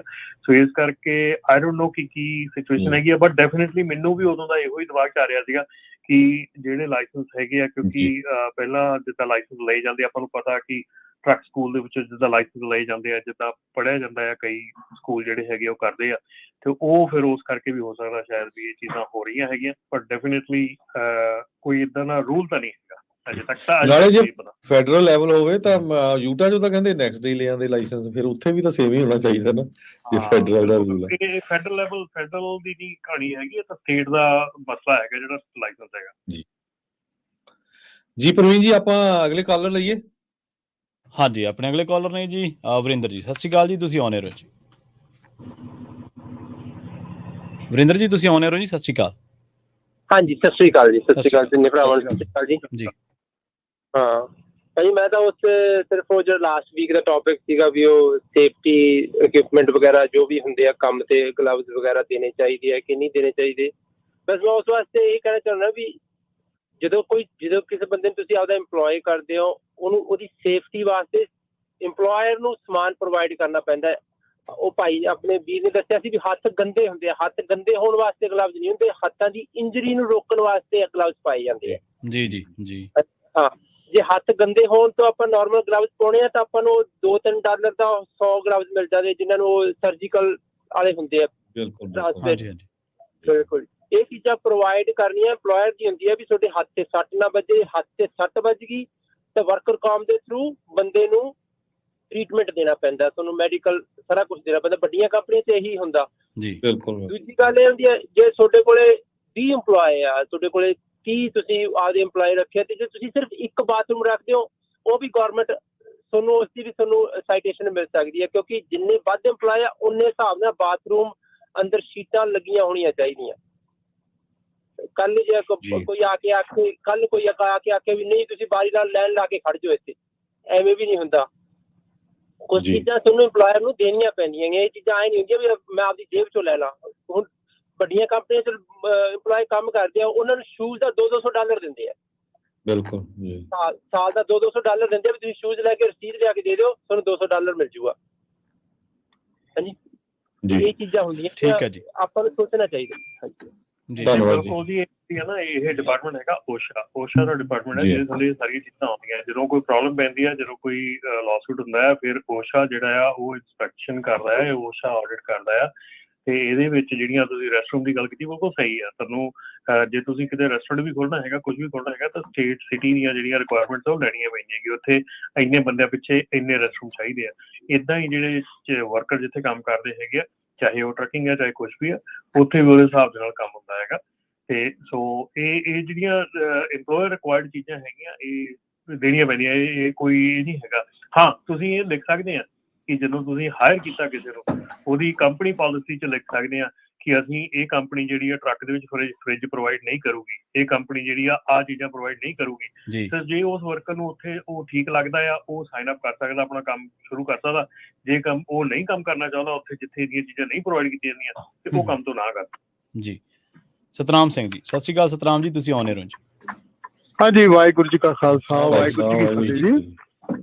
ਹਾਂਜੀ, ਲਾਇਸੈਂਸ ਤਾਂ ਜੀ 30 ਸਾਲ ਤੋਂ ਉੱਪਰ ਹੋ ਗਿਆ। ਜਿੱਦਾਂ ਵੀ ਉਹ ਸਟੇਟ ਤੋਂ ਲੈਟਰ ਆਉਂਦਾ, ਜੇ ਹੈਰਜਟ ਮੈਟ ਆ ਉਹ ਤਾਂ ਹੈਵ ਟੂ ਰਿਟਨ ਦੇਣਾ ਹੀ ਪੈਂਦਾ ਆ। ਤੇ ਜਿਹੜੇ ਬਾਕੀ ਆ, ਜੇ ਉਹਨੇ ਬਾਕੀ ਲਿਖੇ ਉਹ ਤਾਂ ਦੇਣੇ ਪੈਂਦੇ ਆ, ਜੇ ਨਹੀਂ ਲਿਖੇ ਸੇ ਨਹੀਂ ਦੇਣੇ ਪੈਂਦੇ। DMV ਆਪਣੇ ਆਪ ਫੋਰਸ ਨਹੀਂ ਕਰ ਸਕਦੀ, ਤੁਹਾਨੂੰ ਸਾਰੇ ਟੈਸਟ ਨਹੀਂ ਲੈ ਸਕਦੇ। ਜਿਹੜਾ ਲੈਟਰ ਆ ਉਹਨੇ ਲੈਟਰ ਦੇ ਤੌਰ ਤੇ ਚੱਲਣਾ ਜੀ। ਜੀ ਜੀ, ਧੰਨਵਾਦ ਜੀ। ਅਮਰੀਕ ਸਿੰਘ ਜੀ, ਸਤਿ ਸ਼੍ਰੀ ਅਕਾਲ। ਅਮਰੀਕ ਜੀ, ਤੁਸੀਂ ਆਉਣੇ ਹੋ ਜੀ। ਸਤਿ ਸ਼੍ਰੀ ਅਕਾਲ ਜੀ। ਸਤਿ ਸ਼੍ਰੀ ਅਕਾਲ ਜੀ। ਸਤਿ ਸ਼੍ਰੀ ਅਕਾਲ ਜੀ। ਭਾਈ ਆਪਣਾ ਪਹਿਲਾਂ ਗੱਲ ਕਰਦੇ ਸੀ EPA ਦੀ ਰੈਗੂਲੇਸ਼ਨ ਦੀ, ਤੇ ਇੱਕ ਚੀਜ਼ ਹੁਣ ਇੱਥੇ ਦੇਖਣ ਵਾਲੀ ਇਹ ਹੈਗੀ ਆ ਕਿ ਜਿਹੜੀ ਵੱਡੀਆਂ ਟਰੱਕਿੰਗ ਕੰਪਨੀਆਂ ਆ, ਉਹਨਾਂ ਨੇ ਆਲਰੇਡੀ ਜਿਹੜੇ ਰੈਗੂਲੇਸ਼ਨ ਤੋਂ ਪਹਿਲਾਂ ਟਰੱਕ ਆਪਣੇ ਚੇਂਜ ਕਰਨੇ ਸ਼ੁਰੂ ਕਰ ਦਿੱਤੇ ਆ। ਤੇ ਉਹਨਾਂ ਦੀ ਕੋਸ਼ਿਸ਼ ਇਹ ਹੈ ਕਿ ਜ਼ਿਆਦਾ ਤੋਂ ਜ਼ਿਆਦਾ ਪਹਿਲਾਂ ਚੇਂਜ ਕੀਤੇ ਜਾਣ, ਕਿਉਂਕਿ ਜਦ ਨਵਾਂ ਇੰਜਨ ਆਉਣਾ ਹੈ ਤਾਂ ਫਿਰ ਸੇਮ ਉਹੀ ਕੰਡੀਸ਼ਨ ਕ੍ਰੀਏਟ ਹੋ ਜਾਣੀ ਹੈ ਜਿਹੜੀ 2011-2012 ਚ ਕ੍ਰੀਏਟ ਹੋਈ ਸੀ ਡੈਫ ਦੇ ਨਾਲ। ਉਹ ਜਿਹੜਾ ਐਕਸਪੈਰੀਮੈਂਟ ਫਿਰ ਬਾਅਦ ਚ ਸਾਡੇ ਲੋਕਾਂ ਤੇ ਕੀਤਾ ਗਿਆ, ਉਹ ਤੋਂ ਹੁਣ ਫਿਰ ਬਚਣ ਦੀ ਲੋੜ ਹੈ ਕਿ ਜਿਨ੍ਹਾਂ ਨੇ ਟਰੱਕ ਲੈਣੇ ਆ ਜਾਂ ਜਿਹੜੇ ਅੱਗੇ ਯਾਨੀ ਕਿ ਉਸ ਨਵੇਂ ਰੈਗੂਲੇਸ਼ਨ ਦੇ ਅੰਡਰ ਬਾਏ ਕਰਦੇ ਆ, ਉਹ ਰਿਸਕ ਲੈਣਾ ਮੰਗਦੇ ਆ ਕਿ ਨਹੀਂ, ਕਿਉਂਕਿ ਉਹ ਸਾਰੀ ਪ੍ਰੋਬਲਮ ਆ, ਉਹ ਸਾਰਾ ਐਕਸਪੈਰੀਮੈਂਟੇਸ਼ਨ ਫਿਰ ਦੁਬਾਰਾ ਓਨਰ ਆਪਰੇਟਰਾਂ ਦੇ ਉੱਪਰ ਹੀ ਹੋਣਾ। ਉਹ ਸਾਰੀ ਪ੍ਰੋਬਲਮ ਦੇ ਵਿੱਚ ਫਿਰ ਤੋਂ ਦੁਬਾਰਾ ਉਹਨਾਂ ਨੂੰ ਲੰਘਣਾ ਪੈਣਾ ਜੀ। ਧੰਨਵਾਦ ਜੀ। ਭਾਜੀ ਇੱਕ ਹੈਲੋ, ਹਾਂਜੀ ਹਾਂਜੀ। ਤੇ ਇੱਕ ਹੋਰ ਜਿਹੜੀ ਆਪਣਾ ਪਿੱਛੇ ਵੀ ਗੱਲ ਕਰ ਰਹੇ ਸੀਗੇ ਉਹਦੀ ਸੇਫਟੀ ਇਕੁਇਪਮੈਂਟ ਜਾਂ ਰੈਫ੍ਰਿਜਰੇਟਰ ਵਗੈਰਾ ਦੀ, ਤੇ ਇਹਦੇ ਵਿੱਚ ਇਹ ਹੈਗਾ ਕਿ ਜਿਹੜਾ EMPLOYER ਹੈਗਾ ਉਹਦੀ ਕੋਸ਼ਿਸ਼ ਹੁੰਦੀ ਹੈ ਕਿ EMPLOYE ਜਿਹੜਾ ਆ ਉਹ ਵੱਧ ਤੋਂ ਵੱਧ ਸੌਖਾ ਰਵੇ, ਵਧੀਆ ਤਰੀਕੇ ਨਾਲ ਕੰਮ ਕਰ ਸਕੇ। ਉਹਦੇ ਵਿੱਚ EMPLOYE ਦਾ ਵੀ ਫਾਇਦਾ, EMPLOYER ਦਾ ਵੀ ਫਾਇਦਾ। ਲੇਕਿਨ ਇਹਦੇ ਵਿੱਚ ਇਹ ਹੈਗਾ ਕਿ ਕਈ ਗੋਰਿਆਂ ਦੇ ਟਰੱਕ ਦੇਖੀ ਦੇ, ਕਈ ਗੋਰਿਆਂ ਨਾਲ ਗੱਲ ਕਰੀ ਦੀ, ਉਹ ਆਈਸ ਲੈ ਕੇ ਨਾ ਟਰੱਕ ਸਟਾਪ ਤੋਂ ਤੁਰੇ ਹੁੰਦੇ ਆ। ਚੰਗੀ ਭਲੀ ਕੰਪਨੀ ਹੁੰਦੀ ਆ, ਇਨਵਰਟਰ ਨਹੀਂ ਲਾ ਕੇ ਦਿੰਦੀ, ਫਰਿੱਜਾਂ ਨਹੀਂ ਲਾ ਕੇ ਦਿੰਦੀ, ਉਹ ਫਿਰ ਲਾਇਬਿਲਿਟੀ ਦੀ ਗੱਲ ਵੀ ਆ ਜਾਂਦੀ ਆ। ਕੱਲ ਨੂੰ ਮਾਈਕ੍ਰੋਵੇਵ ਨਾਲ ਤੁਹਾਡਾ ਕੋਈ ਐਕਸੀਡੈਂਟ ਹੋ ਜਾਏ, ਇਨਵਰਟਰ ਲੱਗਾ ਉਹਦੇ ਨਾਲ ਤੁਹਾਡਾ ਕੋਈ ਐਕਸੀਡੈਂਟ ਹੋ ਜਾਏ, ਉਹ ਕੰਪਨੀਆਂ ਰਿਸਕ ਹੀ ਨਹੀਂ ਲੈਣਾ ਮੰਗਦੀਆਂ। ਹਾਂ, ਬੇਸਿਕ ਚੀਜ਼ਾਂ ਤਾਂ ਉਹ ਪ੍ਰੋਵਾਈਡ ਹਰੇਕ ਕੋਈ ਕਰ ਦਿੰਦਾ ਆ, ਤੇ ਜੇ ਤੁਹਾਡੇ EMPLOYER ਨੇ ਤੁਹਾਨੂੰ ਇਹ ਸਭ ਚੀਜ਼ ਪ੍ਰੋਵਾਈਡ ਕੀਤੀ ਆ ਤਾਂ ਤੁਹਾਨੂੰ ਉਸ ਚੀਜ਼ ਤੇ ਐਪਰੀਸ਼ੀਏਟ ਕਰਨਾ ਚਾਹੀਦਾ। ਜੀ APU ਲਾ ਕੇ ਦਿੱਤੇ ਆ, ਫਰਿੱਜਾਂ ਲਾ ਕੇ ਦਿੱਤੀਆਂ ਆ, ਉਹਦੇ ਬਾਅਦ ਚ ਵੀ ਜੇ ਬੰਦੇ ਕੇਅਰਲੈਸਲੀ ਆਪਰੇਟ ਕਰਨ ਟਰੱਕ ਤਾਂ ਫਿਰ ਤਾਂ ਬੜੀ ਸ਼ਰਮ ਦੀ ਗੱਲ ਹੈ। ਜੀ ਜੀ ਜੀ ਬਿਲਕੁਲ, ਧੰਨਵਾਦ ਜੀ। ਬਾਕੀ ਇਹ ਜਿਹੜੀਆਂ ਚੀਜ਼ਾਂ ਹੁੰਦੀਆਂ ਨਾ ਜੋਰ ਭਾਜੀ, ਇਹ ਚੀਜ਼ਾਂ ਹੁੰਦੀਆਂ EMPLOYE ਰਿਟੈਂਸ਼ਨ ਵਾਸਤੇ ਕਿ EMPLOYE ਤੁਹਾਡੇ ਕੋਲ ਟਿਕਦਾ ਕਿਉਂ ਜੀ ਟਿਕਦਾ, ਕਿਉਂਕਿ ਬਿਲਕੁਲ ਜੀ ਇਹਨੂੰ ਜਿਹੜੀਆਂ ਸਹੂਲਤਾਂ ਹੈਗੀਆਂ ਹੁਣ ਕਈ ਕੰਪਨੀਆਂ ਹੈਗੀਆਂ ਜਿਹੜੀਆਂ ਮੇਜਰ ਕੰਪਨੀਆਂ ਜਾਂ ਛੋਟੀਆਂ ਵੱਡੀਆਂ ਕਹਿ ਲਓ 100-150, ਉਹ ਆਪਣੇ ਈਵਨ ਜਿਹੜੇ ਆ ਆਪਣੇ TVs ਲਾ ਕੇ ਦਿੰਦੀਆਂ ਵਿੱਚ, ਜਿਹੜੇ ਤੁਹਾਡੇ ਈਵਨ ਤੁਹਾਡੇ ਉੱਤੇ ਕੇਬਲ ਚੱਲਦੀ ਹੈਗੀ ਆ, ਸਪੋਰਟਸ ਚੱਲਦੀਆਂ ਹੈਗੀਆਂ, ਫਰਿੱਜਾਂ ਆ, ਹੋਰ ਇਨਵਰਟਰਸ ਹੈਗੇ ਆ, ਜਾਂ ਉਹਦੇ 'ਚ ਕਹਿ ਲਓ APU ਯੂਨਿਟ ਲੱਗੇ ਹੈਗੇ ਆ। ਸੋ ਜਿੰਨੀ ਡਰਾਈਵਰ ਦੀ ਕੰਫਰਟ ਦੇ ਵੱਲ ਤੁਸੀਂ ਧਿਆਨ ਦਿੰਦੇ ਆ, ਡਰਾਈਵਰ ਰਿਟੈਂਸ਼ਨ ਦੇ ਵਿੱਚ ਇਹ ਚੀਜ਼ਾਂ ਬਹੁਤ ਕੰਮ ਆਉਂਦੀਆਂ। ਕਿਉਂਕਿ ਜਦੋਂ ਤੁਸੀਂ ਕਿਸੇ ਡਰਾਈਵਰ ਨੂੰ ਕਹਿ ਦਿੰਦੇ ਆ ਕਿ 34 ਆਵਰ ਰੀਸੈਟ ਕਰਨਾ ਹੈਗਾ ਔਰ ਬਾਹਰ ਸੜਕ ਤੇ ਕਰਨਾ ਹੈਗਾ, ਤੇ ਜੇ ਉਹਦੇ ਟਰੱਕ ਦੇ ਵਿੱਚ ਇਨਵਰਟਰ ਜਾਂ ਉਹਦੇ APU ਨਹੀਂ ਲੱਗਾ ਹੈਗਾ, TV ਵਗੈਰਾ ਨਹੀਂ ਲੱਗਾ ਹੈਗਾ, ਤਾਂ what he is going to do for 34 hours, ਠੀਕ ਹੈ ਨਾ। ਸੋ ਇਸ ਕਰਕੇ ਜਿਹੜੀਆਂ ਜਿਹੜੇ ਡਰਾਈਵਰ ਰਿਟੈਂਸ਼ਨ ਦੇ ਵਿੱਚ ਇਹ ਚੀਜ਼ਾਂ ਜਿਹੜੀਆਂ ਬਹੁਤ ਜ਼ਰੂਰੀ ਹੋ ਜਾਂਦੀਆਂ ਕੰਪਨੀਆਂ ਦੇ ਲਈ ਦੇਣੀਆਂ, ਕਿਉਂਕਿ ਡਰਾਈਵਰ ਉਨੀ ਦੇਰ ਟਿਕਦਾ ਨਹੀਂ ਹੈਗਾ। ਸੋ ਇਹ ਚੀਜ਼ਾਂ ਜਿਹੜੀਆਂ ਇਹ ਮਤਲਬ ਕਿ ਸੋਚਣਯੋਗ ਹੈ ਕਿ ਇਹ ਚੀਜ਼ਾਂ ਦੇਣ ਦੇ ਲਈ ਇਹ ਜ਼ਰੂਰੀ ਨਹੀਂ ਗਾ ਕਿ ਤੁਸੀਂ ਕੋਈ ਸਹਾਨ ਕਰ ਰਹੇ ਹੋ, ਤੁਸੀਂ ਆਪਣੇ ਲਈ ਉਹ ਚੀਜ਼ ਕਰ ਰਹੇ ਆ ਕਿ EMPLOYE ਨੂੰ ਰਿਟੇਨ ਕਰਕੇ ਰੱਖਣਾ, EMPLOYE ਨੂੰ ਆਪਣੇ ਨਾਲ ਜੋੜੀ ਰੱਖਣਾ, ਉਹਦੇ ਲਈ ਤੁਸੀਂ ਸਹੂਲਤਾਂ ਦਿੰਦੇ। ਜੀ ਜੀ ਜਰਨੈਲ ਸਿੰਘ ਜੀ ਸਤਿ ਸ਼੍ਰੀ ਅਕਾਲ ਜੀ, ਤੁਸੀਂ ਆਨ ਏਅਰ ਹੋ। ਜਰਨੈਲ ਸਿੰਘ ਜੀ ਸਤਿ ਸ਼੍ਰੀ ਅਕਾਲ, ਤੁਸੀਂ ਆਨ ਏਅਰ ਹੋ ਜੀ। ਸਤਿ ਸ਼੍ਰੀ ਅਕਾਲ ਜੀ ਸਾਰੇ ਸਰੋਤਿਆਂ ਨੂੰ, ਸਾਰੇ ਸਟਾਫ ਮੇਰੇ ਵੱਲੋਂ ਸਤਿ ਸ਼੍ਰੀ ਅਕਾਲ ਜੀ। ਸਤਿ ਸ਼੍ਰੀ ਅਕਾਲ ਜੀ। ਸਤਿ ਸ਼੍ਰੀ ਅਕਾਲ। ਕੰਮ ਬਹੁਤ ਵਧੀਆ ਹੁੰਦਾ ਤੇ ਜਦੋਂ ਪ੍ਰੋਗਰਾਮ ਬਹੁਤ ਅਚੇਤਾ ਟਾਈਮ ਕੱਢ ਕੇ ਸੁਣੀਦਾ। ਤੇ ਮੈਂ ਤੇ ਇੱਕ ਗੱਲ ਕਹਿਣੀ ਚਾਹੁੰਦਾ ਕਿ ਜਿਹੜੇ ਆਪਰੇਟਰ ਬਣਦੇ ਆ ਤੇ ਓਨਰ ਬਣਦੇ ਆ, ਤੇ ਓਨਰਾਂ ਨੂੰ ਜਿਹੜੀ ਕੋਸ਼ਾ ਦੀ ਬੁੱਕ ਆ ਉਹ ਲਿਆ ਕੇ ਜ਼ਰੂਰ ਪੜ੍ਹਨੀ ਚਾਹੀਦੀ ਆ।